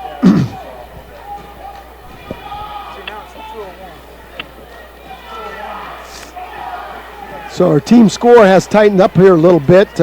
West Delaware 206.5, Independence 201. So a couple of matches here, a couple of opportunities as we go through here. West Delaware will have a finalist at 160, a finalist at 170, and a finalist at 285. So we'll see what happens.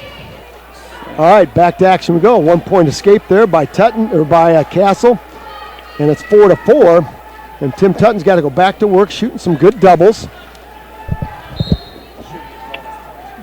Over here, Hosh takes a 7-0 lead now with another takedown at the end of the second period. So a good period there by Levi Hosh. Tutton and Castle, huge match right here for Tim Tutton, the senior from West Delaware. Castle trying to dive in on a single on Tutton. Tutton doing a nice job with the front headlock. I'd like to see him go back to work there on that. Hard whizzer. Castle got in on a single. Hard whizzer by Tutton. Tutton now with the front headlock on Castle. Let's see if he can finish it. Tutton's in great position to score some points here, but he's got to take the head of Castle down, and we're going off the edge of the mat. Tim Tutton periodically gets his hips out of position, gets his hips high, and that gets them into some situations that aren't really very good at times. 57 seconds left to go here. 4-4 is your score. This is the bronze medal match in weight class 145. So we've got some huge opportunities here for West Delaware to score some points. There's a nice elbow pass, and you got to finish it. He's got his head down. He's going to try to throw Castle over the top. Castle's going to roll through, and Castle's going to pick up the 2. For a great shot by Tutton, and it just, again, Jamie didn't flatten out his hips, and let Castle finish the shot on him. Castle now riding the ankle, the right ankle of Tutton, and trying to set up a drive cradle. Tutton's got to work some hand control and try to get himself up and out of it. 15 seconds left to go, second period. You got to score 1 here. You got to try to score 1 here. It's going to be your choice in the third period. You don't want to give up any more back points, and that's going to do it. Castle up 6-4. That was a great shot by Tutton. Tutton's choice in the third period, and it's he's going to go neutral. Try to tie this thing up. Again, got in on a great shot, and once again kept that head down and his hips out, and that let Castle finish that. There's an elbow pass again by Tutton. Tutton's looking at a leg right there. He's got Castle's leg. He's got an opportunity for a front headlock.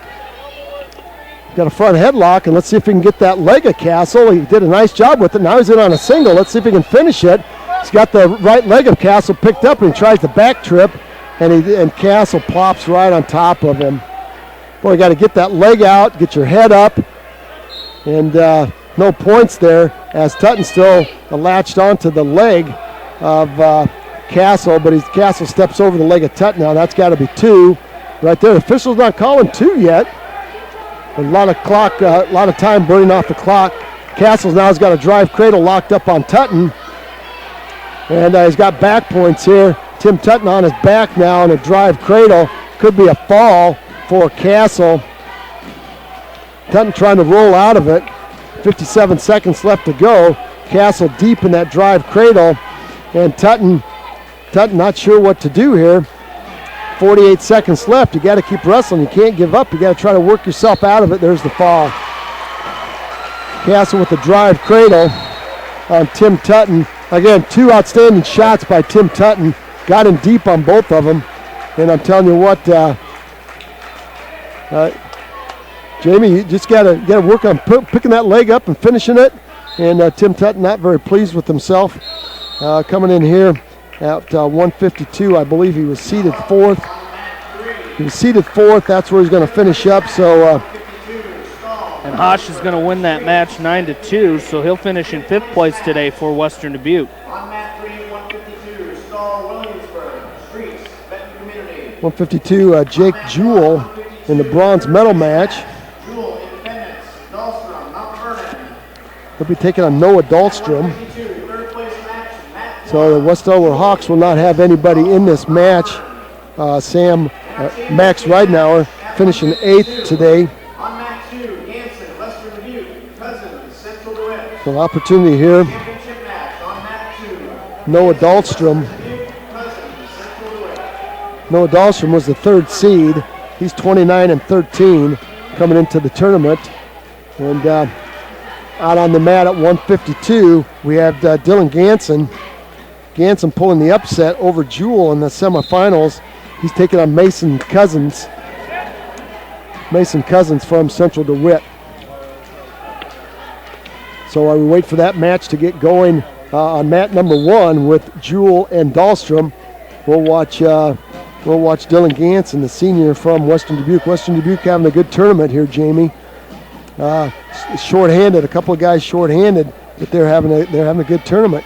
Oh, they are, and they were coming into it before last night. If you have Dane Ganson in there, if you have Andy Doherty in there, that makes a big difference in this team score. We were thinking, Western Dubuque could come in here and contend with West Delaware and Independence, and they have without those 2 wrestlers. So I tell you what, it's they've done a great job today being short.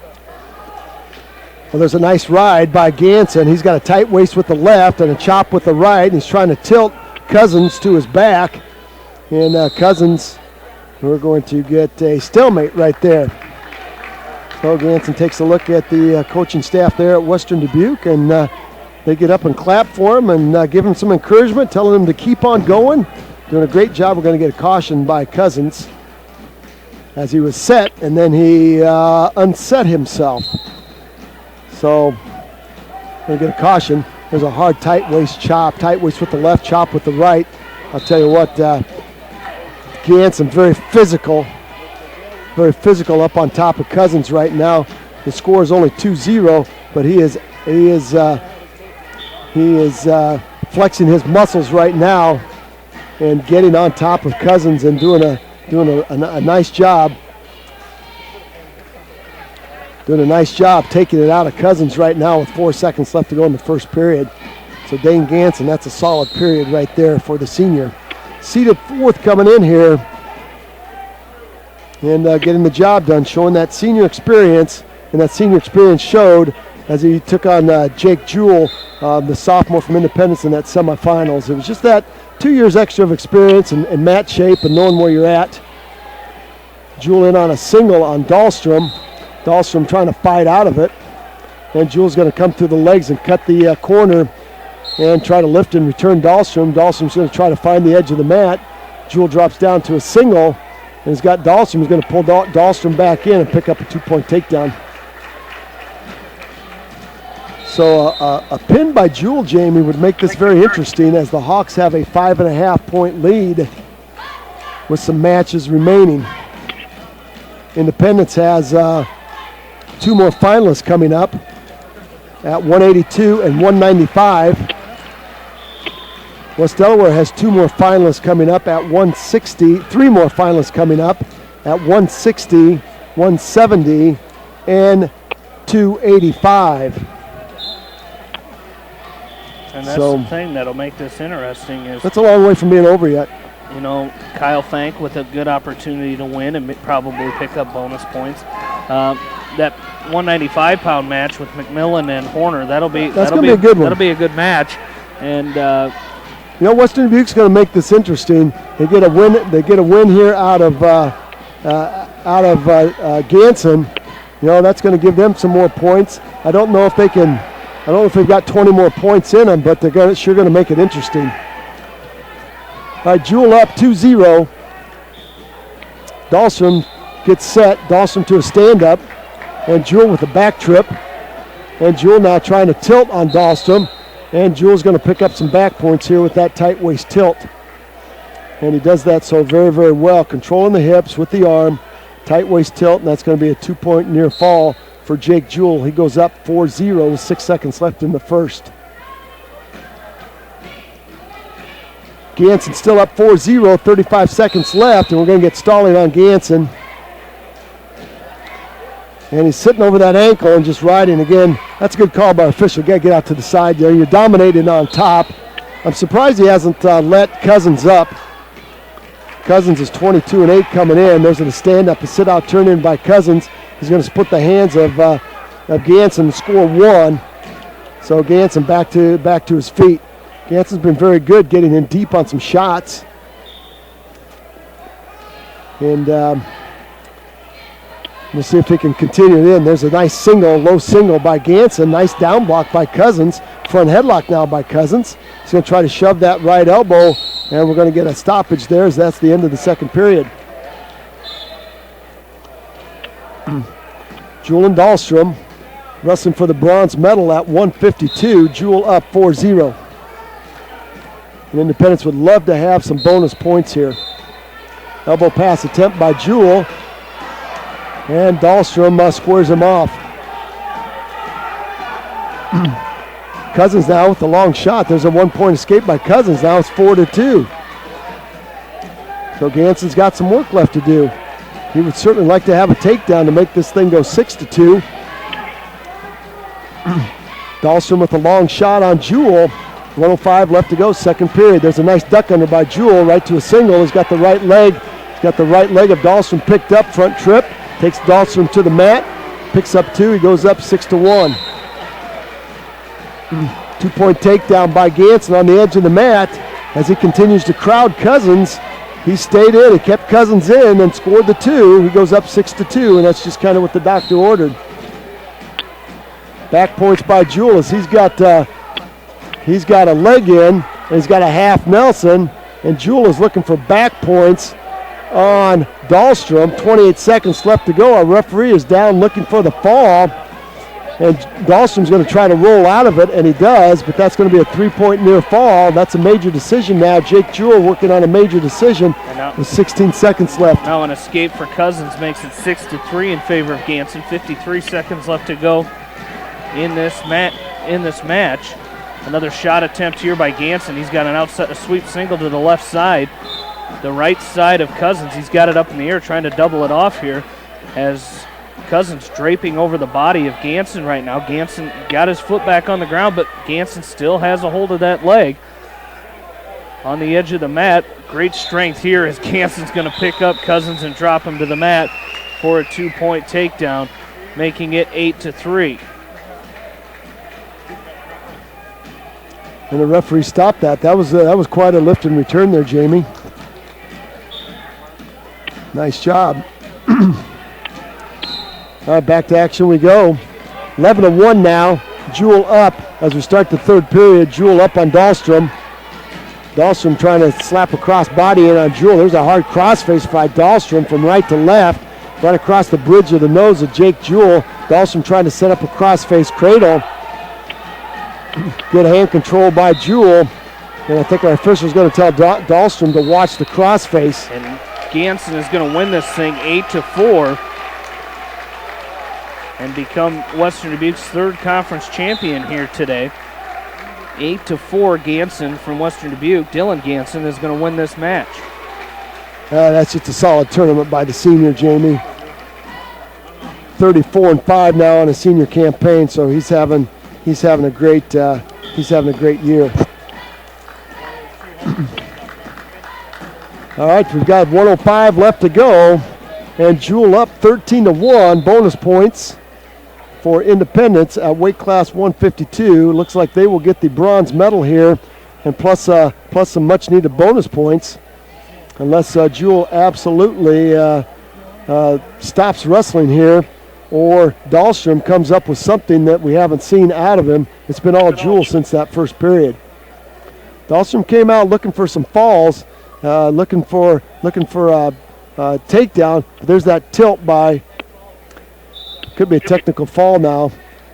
3, and that's going to do it. That's 16-1. I only gave him 2. 15-1. He's going to have to do it again. There comes the tilt again. That's a freestyle tilt. No points as Dahlstrom rolled through. 23 seconds left to go. Well, you're thinking right now, if you're Jake Jewell, you got to hold him. There it was right there, and it's over 17-1. Jewell winning by a tech fall.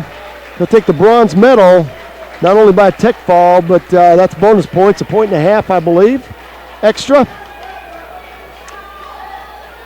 And we've got 35 seconds left to go. Let's take another short timeout before we have Jake Voss coming up. Stay with us. Got some more crazy action right here from the Independence High School on Eastern Iowa Sports Station, Mix 94.7 KMCH. We're back here at the WaMaC Conference Tournament. Jake Voss for West Delaware out to a quick takedown as he's taking on Vic Malloy from Williamsburg. Jamie Vasky, Roger Reed back with you now as we are at weight class 160 for West Delaware. Jake Voss in the championship match for Independence, wrestling over in the third place match. That's Nicholas Holt taking on Thomas Mayberry from Maquoketa. And Mayberry in on a nice double as he takes Holt to his backside. That was a good shot by Mayberry. And tell you what, Mayberry is 25-5. And I think the way Holt got the seed over Mayberry is Holt finished above Mayberry at the Benton Community Tournament. Voss with a nice takedown on Malloy. Now this Malloy is long and lean and tall, and it's going to be a 2-point. Holt trying a 2-point reversal on Mayberry with the sit-out turn-in. Mayberry latches on to the right leg of Holt.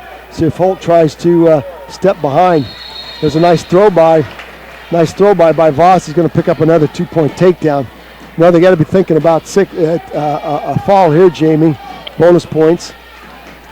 Absolutely. You know, a fall, a tech fall, anything, because you're getting 4 points if you win this match by Jake Voss, but he definitely would like to add some bonus points to that. Well, Voss has a ball and chain, and he's got Malloy on his back. He's got a half Nelson with his legs. We'll see if he can get the scapulas of Malloy to the mat. That's going to be close. And he's going to get 3 out of it. 8 seconds left to go. That's a good 3-point. That's a good 3-point near fall there by Voss as he takes a peek at the clock and sees 8 seconds left, and that's going to do it. A good first period, 7-1 for Voss. And Nick Holt finding himself. I'm not sure if they got any back points. Yes, he did, as Thomas Mayberry tilts Holt for a 2-point near fall. So Holt finds himself down 4-0 right now. We've seen Mayberry frustrate a lot of good wrestlers, Jamie, just by his leech ability, and he's really, really good. Good staying in contact. He's good on top, riding. He does a nice job floating, but also does a nice job controlling. There's Malloy with a long shot on Voss. Voss going to snap and spin with the front headlock.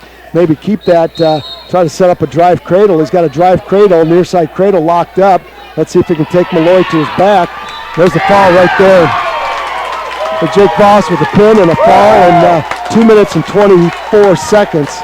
Voss will win in 2:24. So Jake Voss pins his way through this tournament. Jake Voss, that's an exclamation point right there with Voss winning that.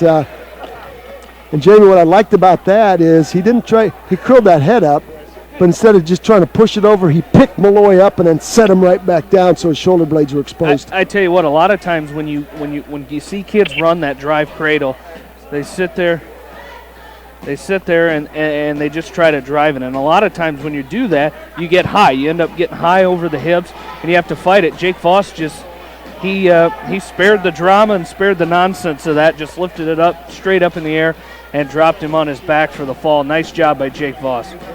Well, he's going to pin his way through this tournament.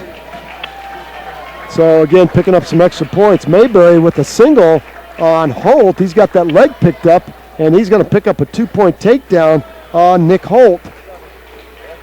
So the junior Logan Mayberry from Maquoketa having his way right now with the sophomore Nick Holt. Holt's got some work to do underneath. And again, we talked about that leachability of Logan Mayberry, how tough he is on top when he gets those legs in. And he just does such a nice job with his long levers. He's very long.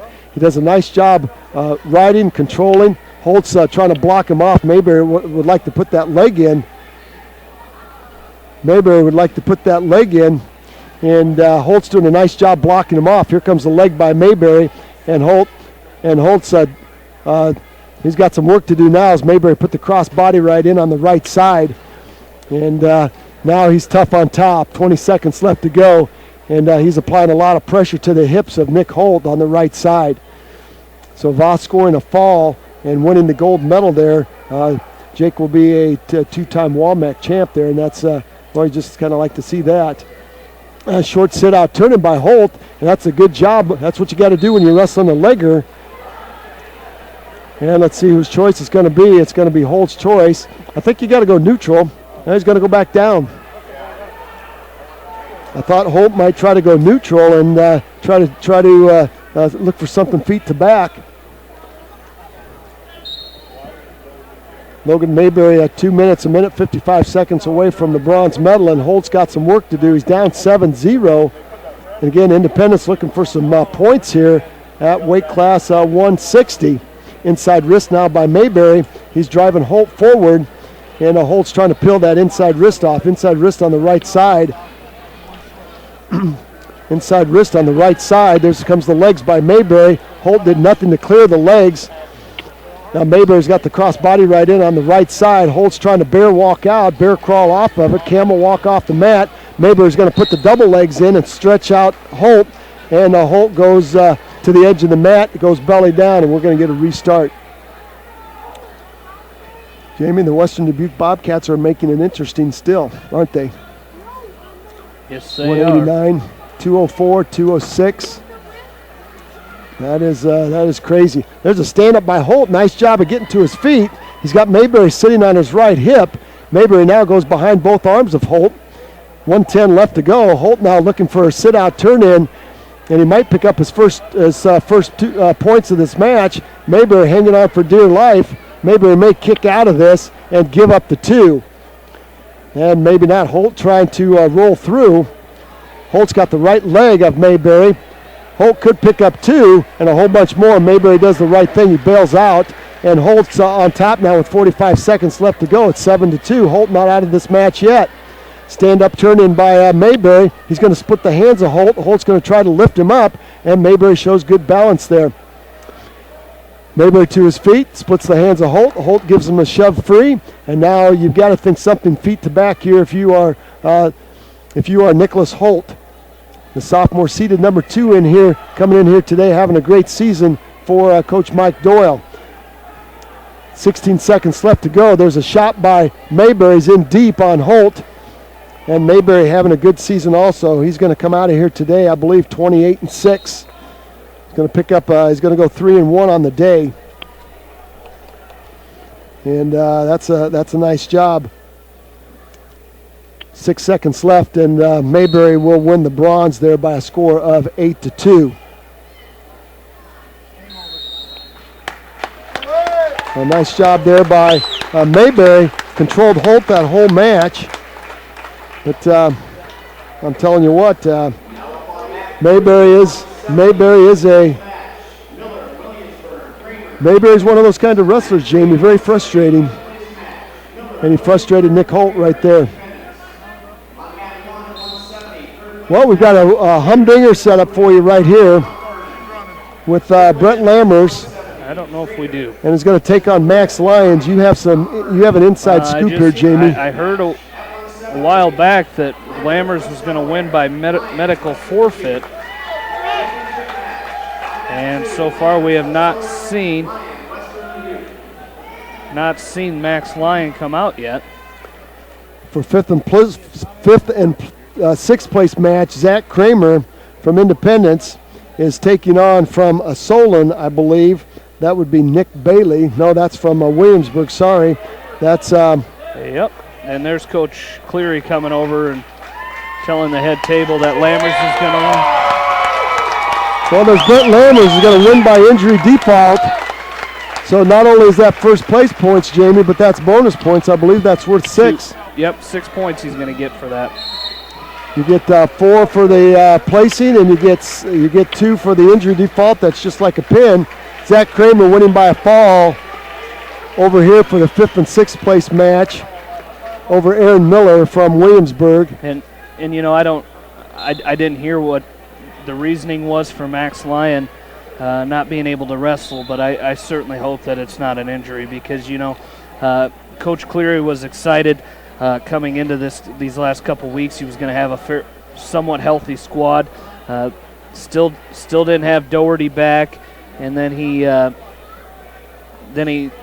a kid get in Pentago, I believe it was, and Dane Ganson coming in here, and you just hope that Max Lyon doesn't have injury that's going to keep him out too long because Coach Cleary really they don't need this the way it's gone for them the last couple of years. Oh, you're exactly right. So, yeah, that's part of the game here. That's part of the sport. Well, we've got a match just starting. That's at 170, and that's Trey Ryan. So we will take you got some updates, Jamie? We might. Jamie's going to look for some updates from the Upper Iowa Conference. And again, we got 106 in the books. We want to congratulate Cody Cleve from Starmont picking up a championship at 106. And that's a good thing. We'll go with what they've got so far finished in the Upper Iowa Conference. As you mentioned, Cody Cleve from Starmont with a fall in the finals to take the title at 106 pounds. Mike Jones from Edco finishing in third place today at 106. Weight class 113. Carter Alvis from Edco finishes in fourth place today. Gilson, can't find a first name. John Gilson from Starmont finishes in sixth place today. At weight class 120, David Hayes from Starmont finishes in sixth place today. And there's no Edco wrestlers at weight class 120. 126, Joe Meisner from Edco is your champion with a 15-3 major decision over the top seed Colton Blue of North Fayette Valley in the championship round. Jake Kewins from Starmont finishes in 5th place today with a fall in that 5th and 6th place match. Weight class 132. Our area wrestlers at weight class 132. I don't believe we have any, do we? We have none. So we'll move up to weight class 138. Sawyer Amling, is in the championship at that weight, as Hunter Bachtel from Starmont finishes in 5th place today. At weight class, we'll stop there and we'll come back and get those other weights for you as we, when this day is over here, we'll take a look at the Tri-Rivers Conference, as I know they were moving right along in that as well.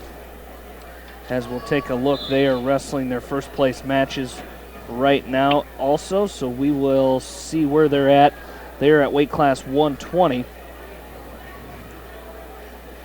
They're at weight class 120 in the Tri-Rivers Conference today, and we'll see the results.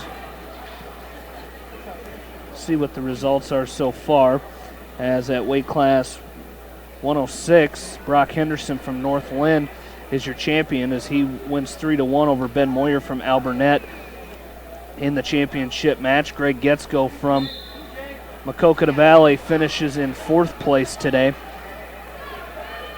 And Ryan Kramer from East Buchanan finishes in 5th place.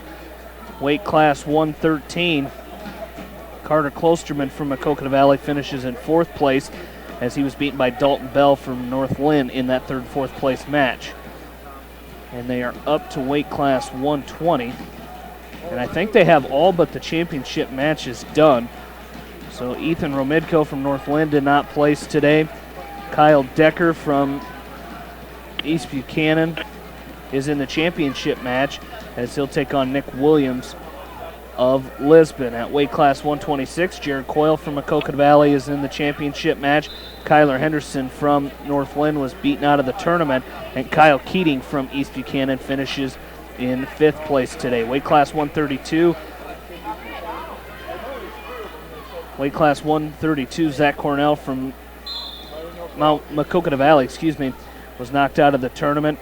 And it was Dusty Decker from East Buchanan finishing in 6th place today, and Levi Hinton from Northland finishing in 5th place.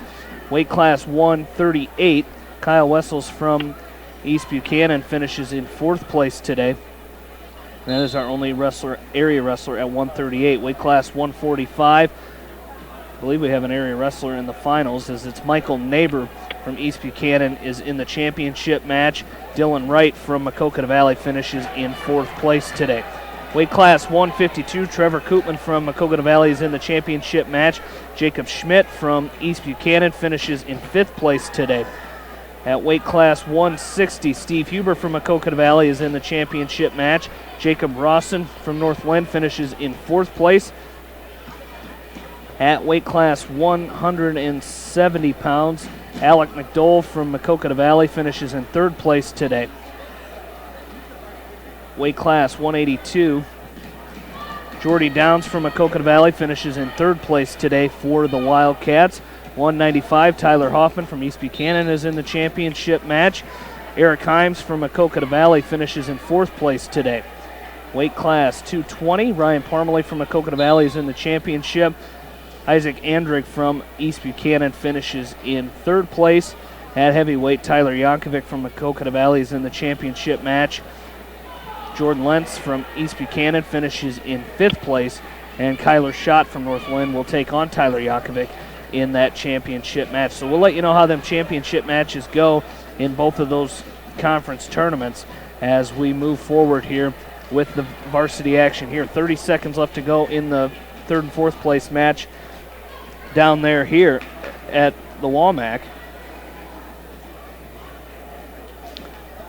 Well, Jamie, some good wrestling there also in that Tri-Rivers. We're looking at those brackets. Not a lot of, looks like they're short on some wrestlers. Some of those 8-man brackets only have 4 or 5 wrestlers in them, but still the quality in that championship match. There's some good wrestlers in that championship match. Did we see what happened to Luke Kramer over here? or Zach Kramer, excuse me. He won by fall in 59 seconds. So Zach Kramer from Independence will finish in 5th place today. So we've got a good match for you in the finals, though. We've got 2 area wrestlers going here at 182. In the finals, we have Kyle Fank taking on Mitchell Spindler. Boy, that was Mitch Spindler coming right after Kyle Fank, and Kyle Fank dove in and... You're a weight ahead, aren't you? Or that is What's Kyle that? Fank. I didn't recognize the black singlet. Kyle Fank going to work on Mitchell Spindler. He's got a cross body right in, and he cross body right on the left, and he went to a cross face and hooked that far shoulder, and he's picking up 3. And I think Mitch Spindler thought he was going to come right out and attack Kyle Fank, and Kyle Fank said, "Hey, no doing, buddy. I'm going to come right at you." So Kyle Fank having a great tournament. He's 37-1, and he's looking for some bonus points here. Over on the 5th and 6th place match, to our right, we have Tyler Hirsch taking on Danny Whitmore from Solon. Hirsch has Whitmore on his back. This could be a fall for Hirsch. He's wrapped around the head in a half Nelson. Could be a fall for Fank as he goes to the top of Spindler. Spindler rolls through, and then he picks up a 2-point near fall, and it's 7. It's quickly 7-0 for the senior from Independence, the Wartburg recruit.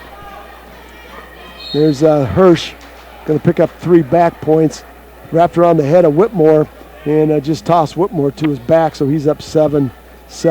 I tell you what, Kyle Fank is just tough, Jamie, with that crossbody ride, his leverage, his length. He's strong, and he's going to pick up 3 more, and that's going to be a 10-0 lead right there.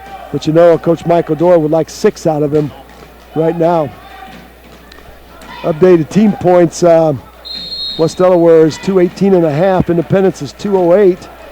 But with 6 points, could go right back down to 4 points here in a hurry. Down on the far mat, we're waiting for that match to get underway. That is Ryan Keneally taking on Trevor Roman. Fank up 10-0. Fank's going to defer over to Spindler, and Spindler's going to go neutral. I don't think that strategy will work that he had last time of going straight into Kyle Fank. That just made it easy. Fank in on a single. He's going to cut the corner on Spindler, and Spindler's going to try to scramble out of it, but Fank is going to latch on, step over the legs. Spindler's still trying to wiggle his way out of it. Nice job of Kyle Fank hipping into Spindler, and Fank's going to set up a cradle here as he comes hard crossface from left to right. He's trying to lock up that crossface cradle. He's up 12-0 with 1.5 minutes left to go in the second period. Again, Fank using that length, the hard crossface, tries to put a cross body right in on the left. Spindler reaches back, grabs that heel, and Fank is all over Spindler. Surprised Fank doesn't grab that wing and hook that wing up.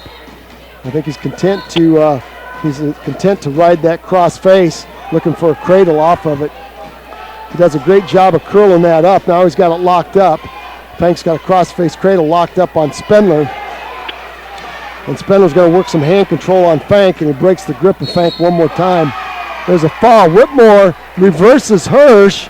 Hirsch up 7-1. Whitmore reverses Hirsch, gets Hirsch on his back, and records the fall. Oh, we saw that happen. Very opportunistic Whitmore. We saw that happen to Coy Russell. So Coy Russell was a victim of that also. But hey, you got to give Whitmore credit for being opportunistic, getting down 7-1. And then having a little trouble there finishing it. There's a half Nelson by Fank. He's got Spindler in trouble. Spindler's going to try to roll out of it, but I don't think there's any rolling out of it right there. There's the fall. There's 4 and 2. That's a 6-point. That's 6 points for Independence there. So Jamie, this thing is right back.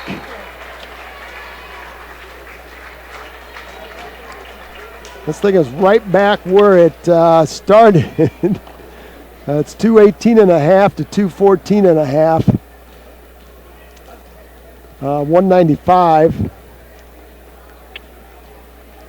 Tell you what, it's going to be. It's going to come down. It's going to come down to interesting here. Well, we've got a match going on. What's that? It could come down to this match right here. It could. It could right here. Bryce Horner taking on Matt McMillan. But let's go down here. Ryan Keneally just getting bear hugged at weight class 182. Keneally getting bear hugged at 182 and losing by a fall. That was Central DeWitt's Lucas Franson. No, center pointer band. Oh, center point, sorry, that's Trevor Roman.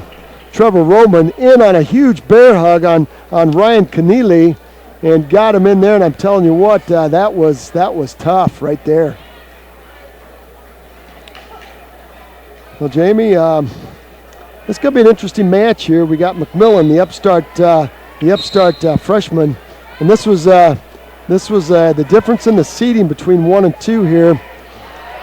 There's Horner with a, I don't think I've ever seen, that is a double leg takedown right there. That's a woo-woo and an attack, man. That is a freak. I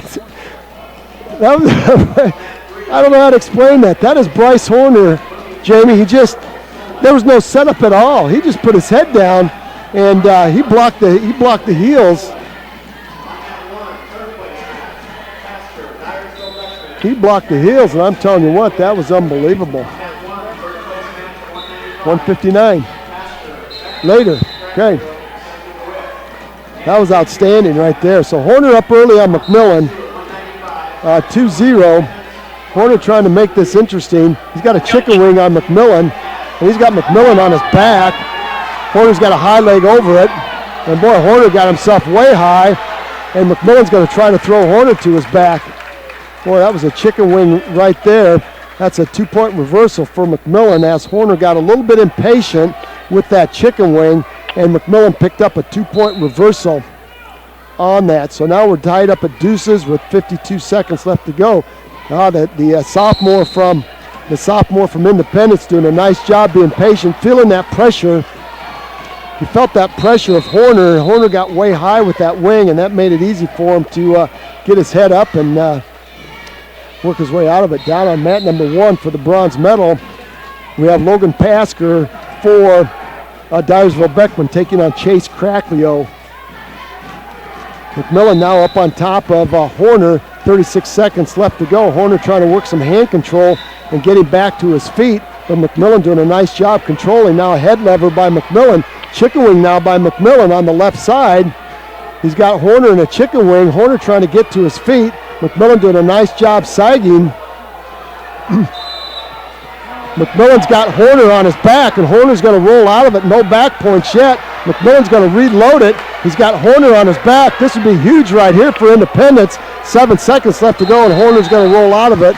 But that's going to be a 3-point near fall for McMillan, and he's going to go up 5-2 at the end of 1. Boy, oh boy, oh boy. 5-2, it's going to be whose choice? McMillan's choice. He's going to choose down. After Bryce Horner, you might consider letting him up. We'll see what happens here. That freight train double by Horner, I think, woke up McMillan. McMillan's now wrestling with some confidence. He gets back to his feet, and now it's a 6-2 lead for McMillan. Horner very quick on that. We'll see if he sets up that double. Boy, there's McMillan looking for a good shot as he grabbed the arm of Horner, and Horner pulled that right back. That was a perfect setup there for McMillan. He didn't take advantage of it. Short arm drag by McMillan. Horner goes back to work, down 6-2, and looking for some more. Horner trying to set up that double again, and McMillan goes to a square stance, working the edge of the mat, and off the edge of the mat we go.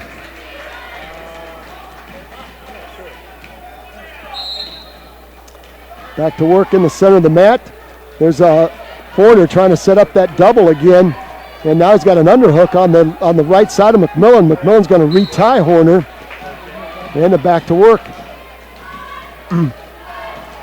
Hand control by McMillan. Horner trying to do a nice job working. Horner with a snap on the head of McMillan. McMillan scoring off Horner one more time. 58 seconds left to go. Boy, this match has a lot to do with this team title right here. Down on the far side, there's a double by Horner. And McMillan doing a nice job now down blocking, and he's going to shove Horner off the edge of the mat. 2-0 lead for Pasker over Cracklio. Logan Pasker for Beckman up now 2-0. Bryce Horner taking a look at the clock. He's got some work to do here to get back into this match.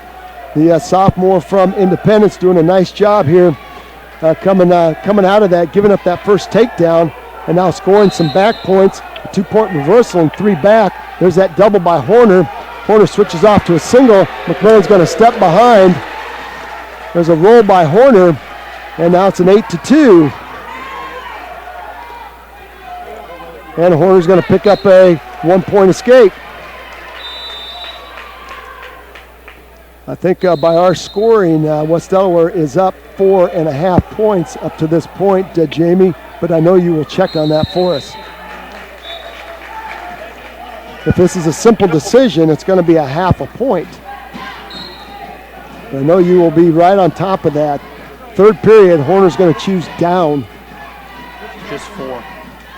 Or no, that's not updated. That's not updated. That's not after Fank's match, I don't think. Fank got Fank a fall. would have got up 6, so it'll be 4. So 4 points. So this thing will be tied if McMillan ends up winning this match. This thing will be tied if McMillan gets bonus points. Independence will take the lead. Minute 48 left to go. McMillan trying to do the job. There's a half Nelson by McMillan on the left side of Horner. Horner trying to get back to his feet. There's a stand-up by Horner. Cracklio's going to win by fall over there over Logan Pasker. And there's a stand-up by Horner. McMillan reaches in and picks up that right leg. Now a half Nelson by McMillan on the left side of Horner. It's 8-3, 1:25 left to go. West Delaware will have a heavyweight in at 285. Independence has a 220-pounder. Grover's in at 220. Yep. Grover in at 220 and Soliski in at 285. So there's a sit-out turn-in by Horner. He's going to try to get back to his feet. McMillan comes up with him. McMillan reaches in, picks up the single. Now front trip by McMillan, and he takes Horner back down to the mat. 1:08 left to go. Hard cross face by McMillan. Horner down on all fours now. It's 8-3. Surprised McMillan isn't cutting him loose right now, Jamie, but he's got a chicken wing right now on Horner. McMillan with the chicken wing on the left side of Horner, now an inside wrist, and he might have some back points on Horner. Horner trying to get off his back. He's going to try to roll through. That's going to be a 2-point near fall. 40 seconds left to go. And we're going to get a stoppage right there. It's 10-3 right now, and I'm surprised McMillan. I'm surprised that McMillan has not cut Horner loose. Well, he's turning him. He is turning him. Coach Doyle gets up and says, hey, you need 2 more. And there's the whistle. 33 seconds left to go. Here comes that chicken wing again by McMillan. 28 seconds left to go. Horner's trying to get up. Half Nelson attempt by McMillan.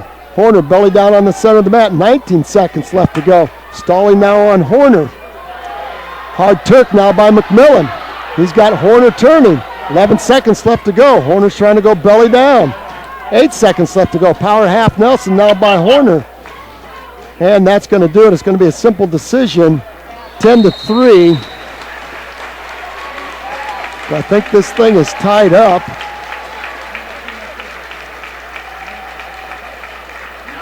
We'll have to see how this goes. I think it's tied up. West Delaware, that big lead once again has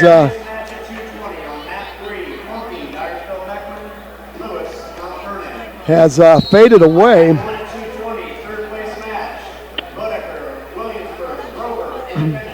Boddicker and Grover. A win here. 10-3. A win here by Grover. Well, we've got Kriprick and Evans going at it in the championship match. We've got Grover and Boddicker going at it at 220. We'll spy that match, and you know Grover's thinking a win here. Evans in on a single on Kriprick and a front trip.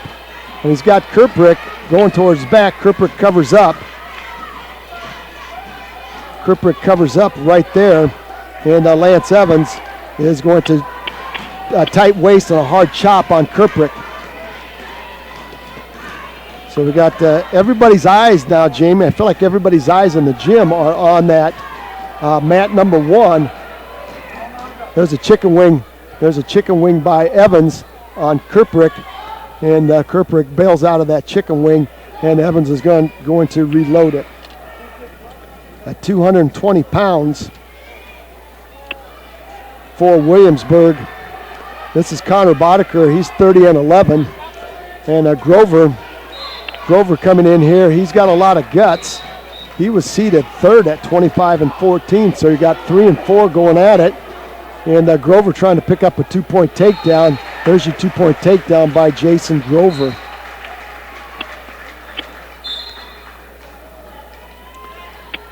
Evans on top of Kirprick, riding tough. Over on mat number 3 at Beckman Blazer fans. We've got Luke Funky taking on Jacob Lewis.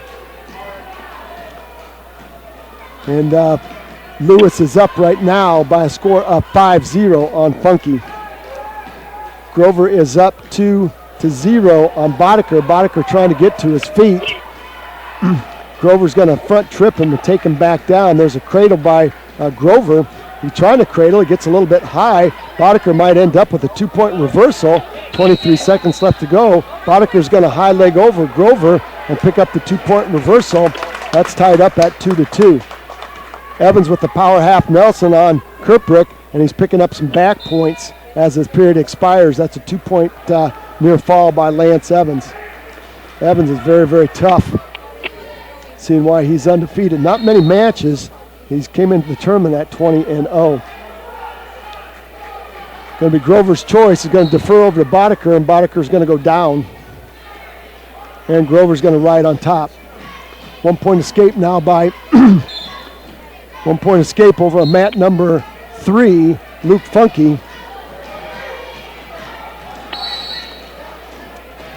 And that match is 5-1 in favor of Jacob Lewis from Mount Vernon. 4-0 lead for Evans over Kirprick. There's a stand-up by Boddicker. He's going to pick up the leg of Grover. And Grover's going to try to put a power half Nelson in on Boddicker. As Grover gets very, very high with the cross body ride, Boddicker's going to pick up a 2-point reversal. Boddicker's going to pick up a 2-point reversal on Grover. Now a half Nelson attempt by Boddicker, and Grover's going to counter that with a stand-up of his own. And there's a half Nelson and inside wrist by Boddicker. Grover's going to try to work his way off the edge of the mat. Boddicker gets high with the half Nelson. Grover comes to a stand-up, splits the hands of Boddicker. Boddicker's going to drop it on the leg, and we're going off the edge. 1:04 left to go. Boddicker up 4-2. 6-3 now. Funky and Lewis going at it. Funky from Dyersville Beckman trying to launch Lewis with a headlock. And we've got a problem here. We've got a blood timeout. Evans up on top now of Kirprick. Evans with a headlock on Kirprick, and there's the fall right there. So Lance Evans will pin his way through here, and he'll be your WaMaC champ. And he's we're seeing why he's ranked number 1 in Class 2A. Very, very tough. There's a 1-point escape by Grover. It's 4-3 right now. It's going to be Grover's choice in the 3rd period. Got the Independence Mustang fans hoping the best for their young man here, Grover. He's down by 1. A takedown would put him ahead with 33 seconds. It's going to be Grover's choice in the 3rd period. 7-3, Jake Lewis ahead of Luke Funky. That's for the 5th and 6th place match at 2:20. 18 seconds left to go. Might be going to the 3rd period, and Boddicker hanging on to a 1-point lead. There's Boddicker going over the top of Grover. Front headlock. Grover's got a single on Boddicker. Grover's going to pick up no 2 yet. 4 seconds left to go, and we're off the edge of the mat. We've got to get a restart in the center. So Boddicker went way over the top of Grover. Grover had a great opportunity to score 2, but they found the edge of the mat. It's going to be Grover's choice.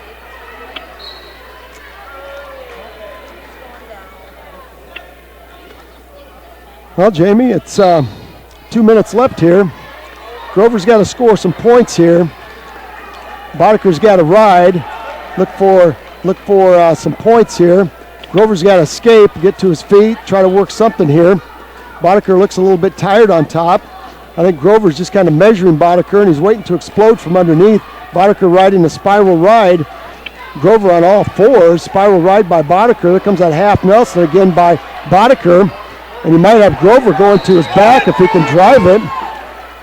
Bodeker with that half Nelson, inside wrist, half Nelson series, very effective with it. But Grover doing a nice job looking away from it.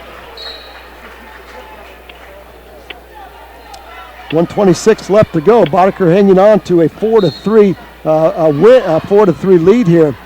There's a deep waist, far ankle by Bodeker, and a switch attempt by Grover.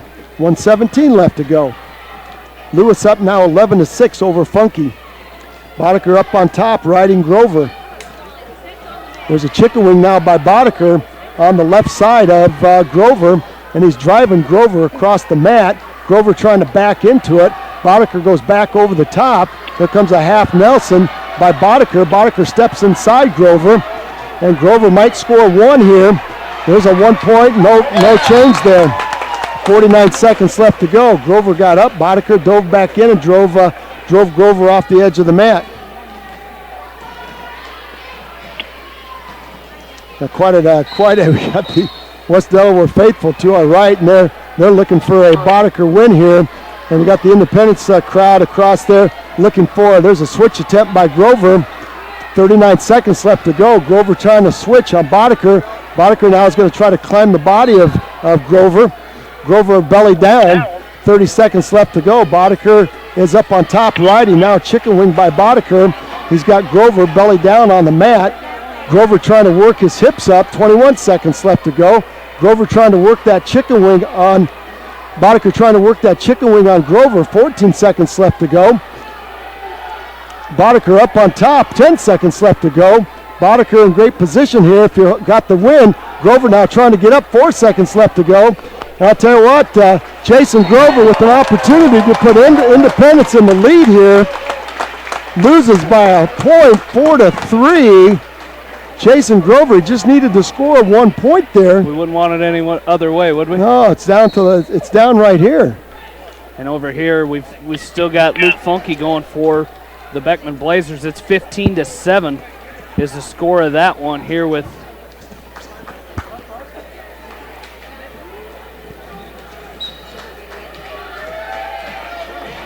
15 seconds left to go. It's tied right now. They got 2:18 and a half and 2:18 and a half. I thought West Delaware was up by half a point. No. They got a point and a half on a tech fall earlier. Okay, that was then. Tied up. 15-7. Funky is going to lose that match. It's going to come down to this. We're all tied up here. Got Richie Everin down on the far side. Matt Saliski. What's the criteria, sir? I don't know if there's any in the tournament. No? There's no criteria. Just tied. Linderbaum and Saliski going at it. Don't count out Big Saliski from Independence. And don't count out Richie Heverin. You know, there's the heart of a warrior right there in that white singlet with the Hawk logo down the back side. These two have wrestled some close matches. And I'm telling you what, Richie Heverin has fought tooth and nail today to get himself in this finals, unseeded, coming into the tournament. And these two are familiar opponents. They've wrestled each other. And Matt Saliski, his style can frustrate you in a hurry. There's a shuck by Linderbaum, and he's on top of Saliski. That's that hard shuck by Linderbaum. We saw that against Heverin, but Heverin was able to sprint away from it. Saliski not able to sprint out of that. So right up on the board there, they've got this thing tied up, 2:18, 2:18 and a half. Any combination of a Saliski win or a Heverin win, and this gym would erupt. There's a bull rush by Taylor. He picks up a 2-point takedown on Heverin. Heverin tried to side roll Taylor, and Boy, oh boy. Tried to side roll Taylor. Oh, he got 2 back on that. Oh boy, I didn't see any pause there. But anyway, there's a half Nelson now by Taylor, and Heveron's going to roll out of it again. No back that time. There's Linderbaum with the shuck of Seliski, and looking for a 2-point takedown. Linderbaum's trying to work out some frustration after that tough loss to Heveron in the semifinals. 4-0, Heveron right back to his feet, and maybe a 1-point escape. Taylor does such a nice job at keeping close. There's a half Nelson by Taylor, and that's going to be the end of the first period. Taylor taking a 4-0 lead. Logan Linderbaum up 2-1 with 14 seconds left, so we'll try to spy that. And over here, we've got a heavyweight from Beckman going at it. This is Colton Leak taking on Jake Dye. So each mat, we've got an area wrestler. Quentin Taylor up 4-0 on Richie Heveron. And Quentin Taylor to a stand-up. Heveron locks around the waist and is going to cut Taylor loose. And it's going to be a 5-0 lead for Quentin Taylor. Linderbaum now up on top of Seliski. Linderbaum working an inside wrist on Seliski. Seliski trying to work his way out of it. Linderbaum applied a lot of pressure on that inside wrist of Seliski, and that's going to be potentially dangerous, so our referee's going to stop it. Dye up 2-0 on Leak for that 5th and 6th place match. There's Seliski coming with the stand-up, and that thing is going to be tied up. So Matt Seliski could be a hero here with a win over Linderbaum. Richie Heveron could be a hero here with a win over Quentin Taylor. It's all coming down to this. If both heavyweights lose, looks like this thing is going to be tied up, and they have to take that WaMaC trophy. And saw it in half. Seliski does a nice job again scrambling out of that shuck by Linderbaum. Heveron does a nice job fighting off that drive of Taylor. 2-0. Dye still up on Leak. 2-2 with Linderbaum and Seliski. 5-0. Richie Heveron trying to work Taylor. Taylor now attacking Heveron. Tell you what, you got some outstanding guys going at it right here. There's Seliski with an underhook on Linderbaum. Tell you what, Matt Seliski with his style of wrestling. Mitch Seliski, thank you. Mitch Seliski with his style of wrestling. That can frustrate you. Logan Linderbaum being very physical. There's a shuck by Linderbaum again. And Seliski squares him off. 41 seconds left to go. I believe it's going to be Linderbaum's choice to start the third period. 2 seconds. We're going to go to the third period with Taylor up. There's a bear hug by Linderbaum. And he's got a 2-point takedown. Now he's going to wave it off. As Seliski came right in with that whizzer. He's going to wave that 2-point off. That was a good recovery. Good recovery by Seliski as Linderbaum came in and bull rushed Seliski, dove in on a single, but Seliski finished it, covered him up with a whizzer. 20 seconds left to go. Quentin Taylor riding Richie Heveron. Heveron now trying to score here.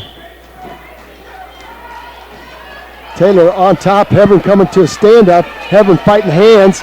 Taylor's going to dive in on a single. Heveron's going to push him loose. And we're going to the third period with Linderbaum going down. All right. 5-1. There's Linderbaum trying to stand up. We're going to get a caution on Linderbaum. He is very quick, very powerful. Richie Heveron still fighting Quentin Taylor, 5-1. Quentin Taylor, that very nice first period with the takedown of back points. Linderbaum's going to sit out and turn in on Seliski and pick up a 1-point escape. And it's 3-2 now in favor of Linderbaum from Solon. He was your number 2 seed until he met up with a wrestler named Richie Heveron. And Heveron took him the distance and took him about 7 periods, and he won it. There's a throw-by attempt by Seliski, and Linderbaum crowds him and takes him off the edge of the mat. Jake Dye still up on Colton Leak 3-0 for that 5th place match. Shuck attempt by Linderbaum. We'll see if Saliski can pick up the pace here a little bit. 1:27, that's a lot of time left. There's Richie trying to hit a go behind on Taylor. And boy, Taylor squares him off. 15 seconds left to go. That was a great opportunity for Heverin to pick up 2. Great opportunity for Heverin to pick up 2, and he's going to dive in on a single. And a go behind by Taylor. That's going to be a 2-point takedown, 7-1. Quentin Taylor will be your WaMaC champ. I'll tell you what, Richie Heverin gets a standing ovation from the Orange and Black Faithful here.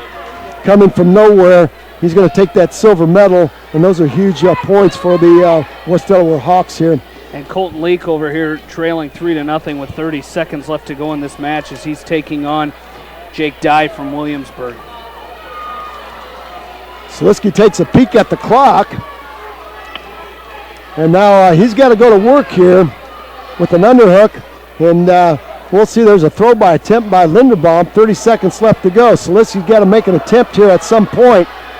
He's trying to crowd Linderbaum. Linderbaum goes to a defensive stance. Linderbaum's giving Saliski a lot of pressure. I'm telling you what, if Saliski can use that pressure, Linderbaum's giving him straight pressure, Jamie. 18 seconds left to go. Leak is going to lose this match 3-0. 13 seconds left to go. Saliski's going to try to launch Linderbaum. Boy, we saw that, and he's going to try it again. Boy, he had Linderbaum going. But Linderbaum's going to win that match 3-2. Linderbaum's going to win that match 3-2, so that's a couple of 1-point losses for Independence there, Jamie Baskey. A couple of opportunities for Independence to steal this win here after being behind the whole day. But looking at our scoreboard up there. And what did that come down to, Roger? That came down to that 1 point. Independence got docked 1 point for unsportsmanlike conduct. So everybody listening out there, if you've got some youngsters, sportsmanship counts. Sportsmanship counts. You lose a match, you're not happy about it, go back to the center, shake your hand, and then you can go to the locker room and get all upset about it. But that 1 point team deduction cost Independence the title here today. But, that's part of it, and we knew it was going to come down. Let's take a short break. We'll be back. Jamie will have his recap, and then we're going to sign off. Stay with us. You've been listening to WaMaC Wrestling right here on Eastern Iowa's sports station, Mix 94.7 KMCH. And welcome back. It's in the books. The regular season is done with. We're getting ready for sectionals, districts coming up in the next couple weeks, but the regular season is done for these varsity wrestlers. Of course, West Delaware will host the JV WaMaC tournament on Monday night in Manchester. As we recap, we've got a lot of recapping to do here before we get you to Iowa basketball here in just a little bit. We'll start at weight class 106. Start at weight class 106 here today. And your champion from Western Dubuque was Colin Kerprick from Western Dubuque, as he was an 8-4 winner over Jake Durgan in the championship. Jacob Wolf from Independence finishes in 6th place. Weight class 113. Brad Ertl from Beckman and Jacob Close from West Dubuque were knocked out of the tournament. Your 4th place finisher is Mitch Evans from Independence, and your runner-up, was Patrick Woods from West Delaware. The champion, Brock Rapid from Center Point Urbana. Weight class 120. Your 5th place finisher was Drew Davis from Independence. 4th place was Logan Riley from West Delaware. 3rd place was Bailey Thurm from Western Dubuque. And the champion at 120 was Louis Ganida from Solon. At weight class 126, Ted Ehrlich from Beckman was knocked out of the tournament today. He did not place. Tanner Erickson Dale from Independence finishes in 8th place today. And your champion is Sam Phillips from West Delaware with a fall over Dylan Beaver of Benton Community. Weight class 132, a lot of area wrestlers here. As a few of them knocked out, Logan Rubner from Anamosa was knocked out, as was Peyton Nolting from Independence, were knocked out of the tournament. Your 7th place finisher was Cody Feldman from Beckman. 6th place finisher today was Connor Wickman from West Delaware. And your champion from Western Dubuque was Austin Hush, weight class 138. Weight class 138. Your 7th place finisher was Blaine Walker from Anamosa. 5th place was Luke House from Independence. Your runner-up was Bo Vasky from West Delaware. And the champion from Beckman was Cody Neighbor. Weight class 145. Your 8th place finisher was Sam Dolan from Anamosa. 5th place was Levi Hush from Western Dubuque, was your 5th place finisher today. Your 4th place finisher was Timmy Tutton from West Delaware. And the champion from Independence, Chase Straw, weight class 152. 8th place finisher was Max Ridenauer from West Delaware. Your 7th place finisher was Nick Reinert from Beckman. Randy Von Buren from Anamosa was knocked out of the tournament. Your 3rd place finisher was Jake Jewell from Independence, and the champion from Western Dubuque, Dylan Ganson. Weight class 160, as Logan Kutch from Beckman was knocked out of the tournament, as was Daniel Huseman from Anamosa. Your 8th place finisher was Jacob Birds from Western Dubuque. Finishing in 4th place today was Nicholas Holt from Independence, and your champion recording a fall in the finals, Jake Voss from West Delaware. Weight class 170. As your 7th place finishers, Tyler Frazier from Anamosa. Finishing in 5th place today was Zach Kramer from Independence. Your runner-up was Max Lyon, and your champion from West Delaware, Brent Lammers. He received a medical forfeit in the championship. Weight class 182. Your 7th place finisher was Coy Russell from West Delaware. Finishing in 6th place today was Tyler Hirsch from Beckman. Your 4th place finisher, Ryan Keneally from Western Dubuque, and your champion, winning by fall in the finals from Independence, Kyle Fank. Weight class 182. Your 7th place finisher was Scott Taylor, as he knocked out Spencer Henriksen from Anamosa earlier in the day, so Henriksen did not place. Taylor finishing in 7th place. Your 4th place finisher was Logan Pasker, from Beckman.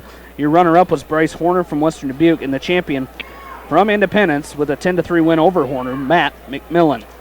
Weight class 220. 7th place finisher from West Delaware was Will Wenger, as he got a fall in the 7th and 8th place match.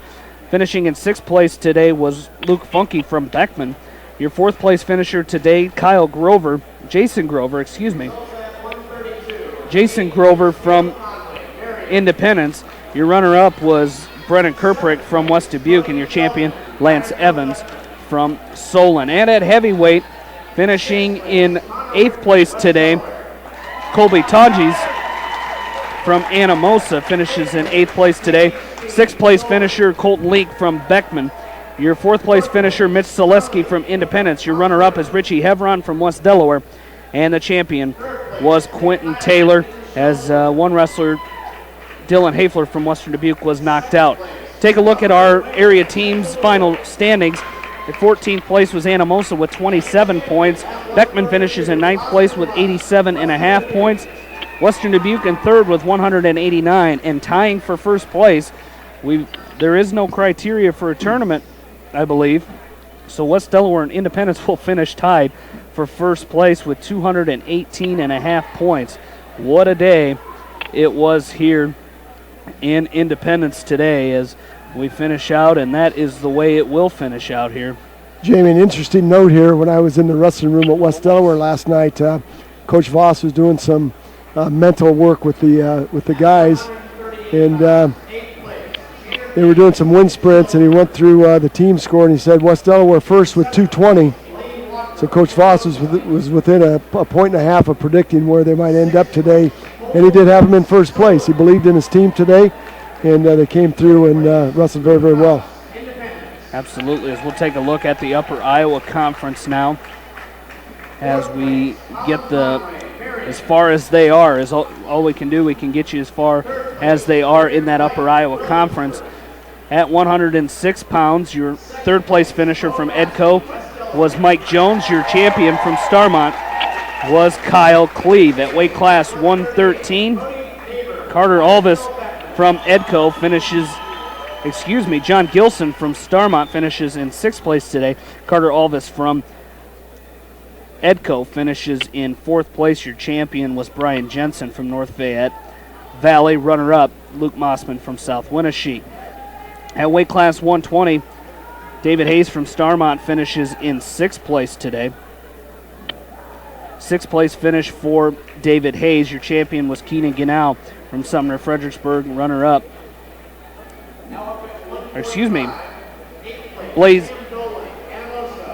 Tom Reeks from Turkey Valley was your champion. Genau finishes in 2nd place. Weight class 126. Looking down through it here, Jake Kewins from Starmont finishes in 6th place today.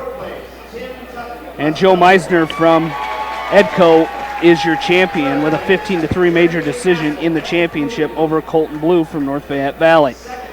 Weight class 132. There were no area wrestlers at weight class 132. At weight class 132, 138 pounds,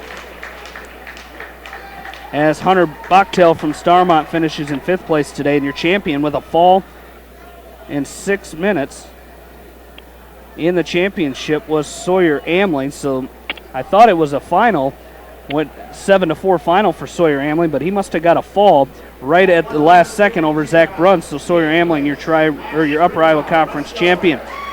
Weight class 145, Caleb Payne from Edco finishes in 4th place today. There were no Starmont wrestlers at weight class 145. Weight class 152, Jet Kewins from Starmont with a fall in the championship match over Riley Merrick from Turkey Valley. So Kewins, that was they show 6:23, so that would have been an overtime fall for Jet Kewins from Starmont. Edco did not have a wrestler at 152. Weight class 160, Jamie Nefsker from Edco finishes in 5th place today, as he was a 3-2 winner in that 5th and 6th place match. Weight class 170, Matt Cook from Starmont finishes in 3rd place today for the Stars. Colton Wegman from Edco did not place. Weight class 182, that is as far as they are there, but we'll get you how the rest of these guys did, as Chase Peterman from Starmont finishes in 6th place today. Edco did not have a wrestler at 182, and neither of our area teams had one the rest of the way out. So we'll quickly take a look at the team scores from that tournament as we can get them up. And we lost our internet connection here. Take a look at the team scores, hopefully, for you here real quickly. Mr. Vasquez, you are just a technological wizard if you guys could see our table. We've got all kinds of technology going on here. While Jamie's finding our results there. Tell you what, this has just been an unbelievable tournament. We knew coming in it would, and it has not disappointed anybody here, with the exception, I think the Independence fans are a little bit disappointed. I think after Thursday night's duel, they thought this was going to be a shoe-in. But, you know, the Western Dubuque Bobcats came here and wrestled very, very well, missing 2 or 3 out of their top guys. You know, they were a few points from being out of that challenge for this top place here. And we'll get you our team scores from the Upper Iowa Conference as far as we got it. Starmont tied for 6th place with 109. In 5th place is Edco with 113. Second is Sumner Fredericksburg with 210.5, and North Fayette Valley in 1st place with 252.5. So a decent tournament up there at Starmont today. Well, you're exactly right. And then run the seating meeting this morning, the coaches felt it was going to be come down to a couple of teams between Sumner and North Fayette. North Fayette has a lot of depth, and that depth is showing there. And we'll be anxious to see how they do in that 2A when they step up and wrestle in that 2A sectional. And that'll be interesting to see. Of course, Starmont and Edco will wrestle next week at Starmont in that sectional, in that Class 1A sectional. 8 teams there. So we'll be anxious to see how that goes, and we will have those updates for you. As we take a look at the Tri-Rivers Conference, Brock Henderson from North Lynn is your champion, as Greg Getzko from Maquoketa Valley finishes in 4th place today. And Ryan Kramer from East Buchanan finishes in 5th place today. And, of course, Brock Henderson from North Lynn was your champion. Looking at it here, Carter Klosterman from Maquoketa Valley finishes 4th place today at 113 pounds. That was North Lynn's Dalton Bell finishes in 3rd place today as he defeated Klosterman 1-0 in that 3rd and 4th place match. Weight class 120, Ethan Romidko from North Lynn was knocked out of the tournament. Mason Hermanson from Maquoketa Valley finishes in 6th place today. Kyle Decker from East Buchanan finishes in 2nd place today. At weight class 126, Jared Coyle from Maquoketa Valley is your champion. He wins 3-2 over Jacob Koch from Alburnett in the final, so a great job today by Jared Coyle. East Buchanan's Kyle Keating finishes in 5th place today. Kyler Henderson from North Lynn was knocked out of the tournament. At weight class 132, Zach Cornell from Maquoketa Valley was knocked out of the tournament. Dusty Decker from East Buchanan finishes in 6th place today. And Levi Hinton from North Lynn finishes in 5th place. Your champion was Carter Happel from Lisbon. Runner-up was Hunter Washburn. I believe a 2-time state champ going up against two state, or are they both 3-timers? There's one. I don't. Carter Happel's only a sophomore. Oh, that's Jamie. right. So Carter Happel, one-time state champ, defeating Washburn, a 2-time state champ. At weight class 138, Kyle Wessels from East Buchanan finishes in 4th place today. And that is all the area wrestlers we had. Connor Shalista from Alburnett is your champion. Weight class 145, Ethan Roush from North Lynn finishes in 6th place today.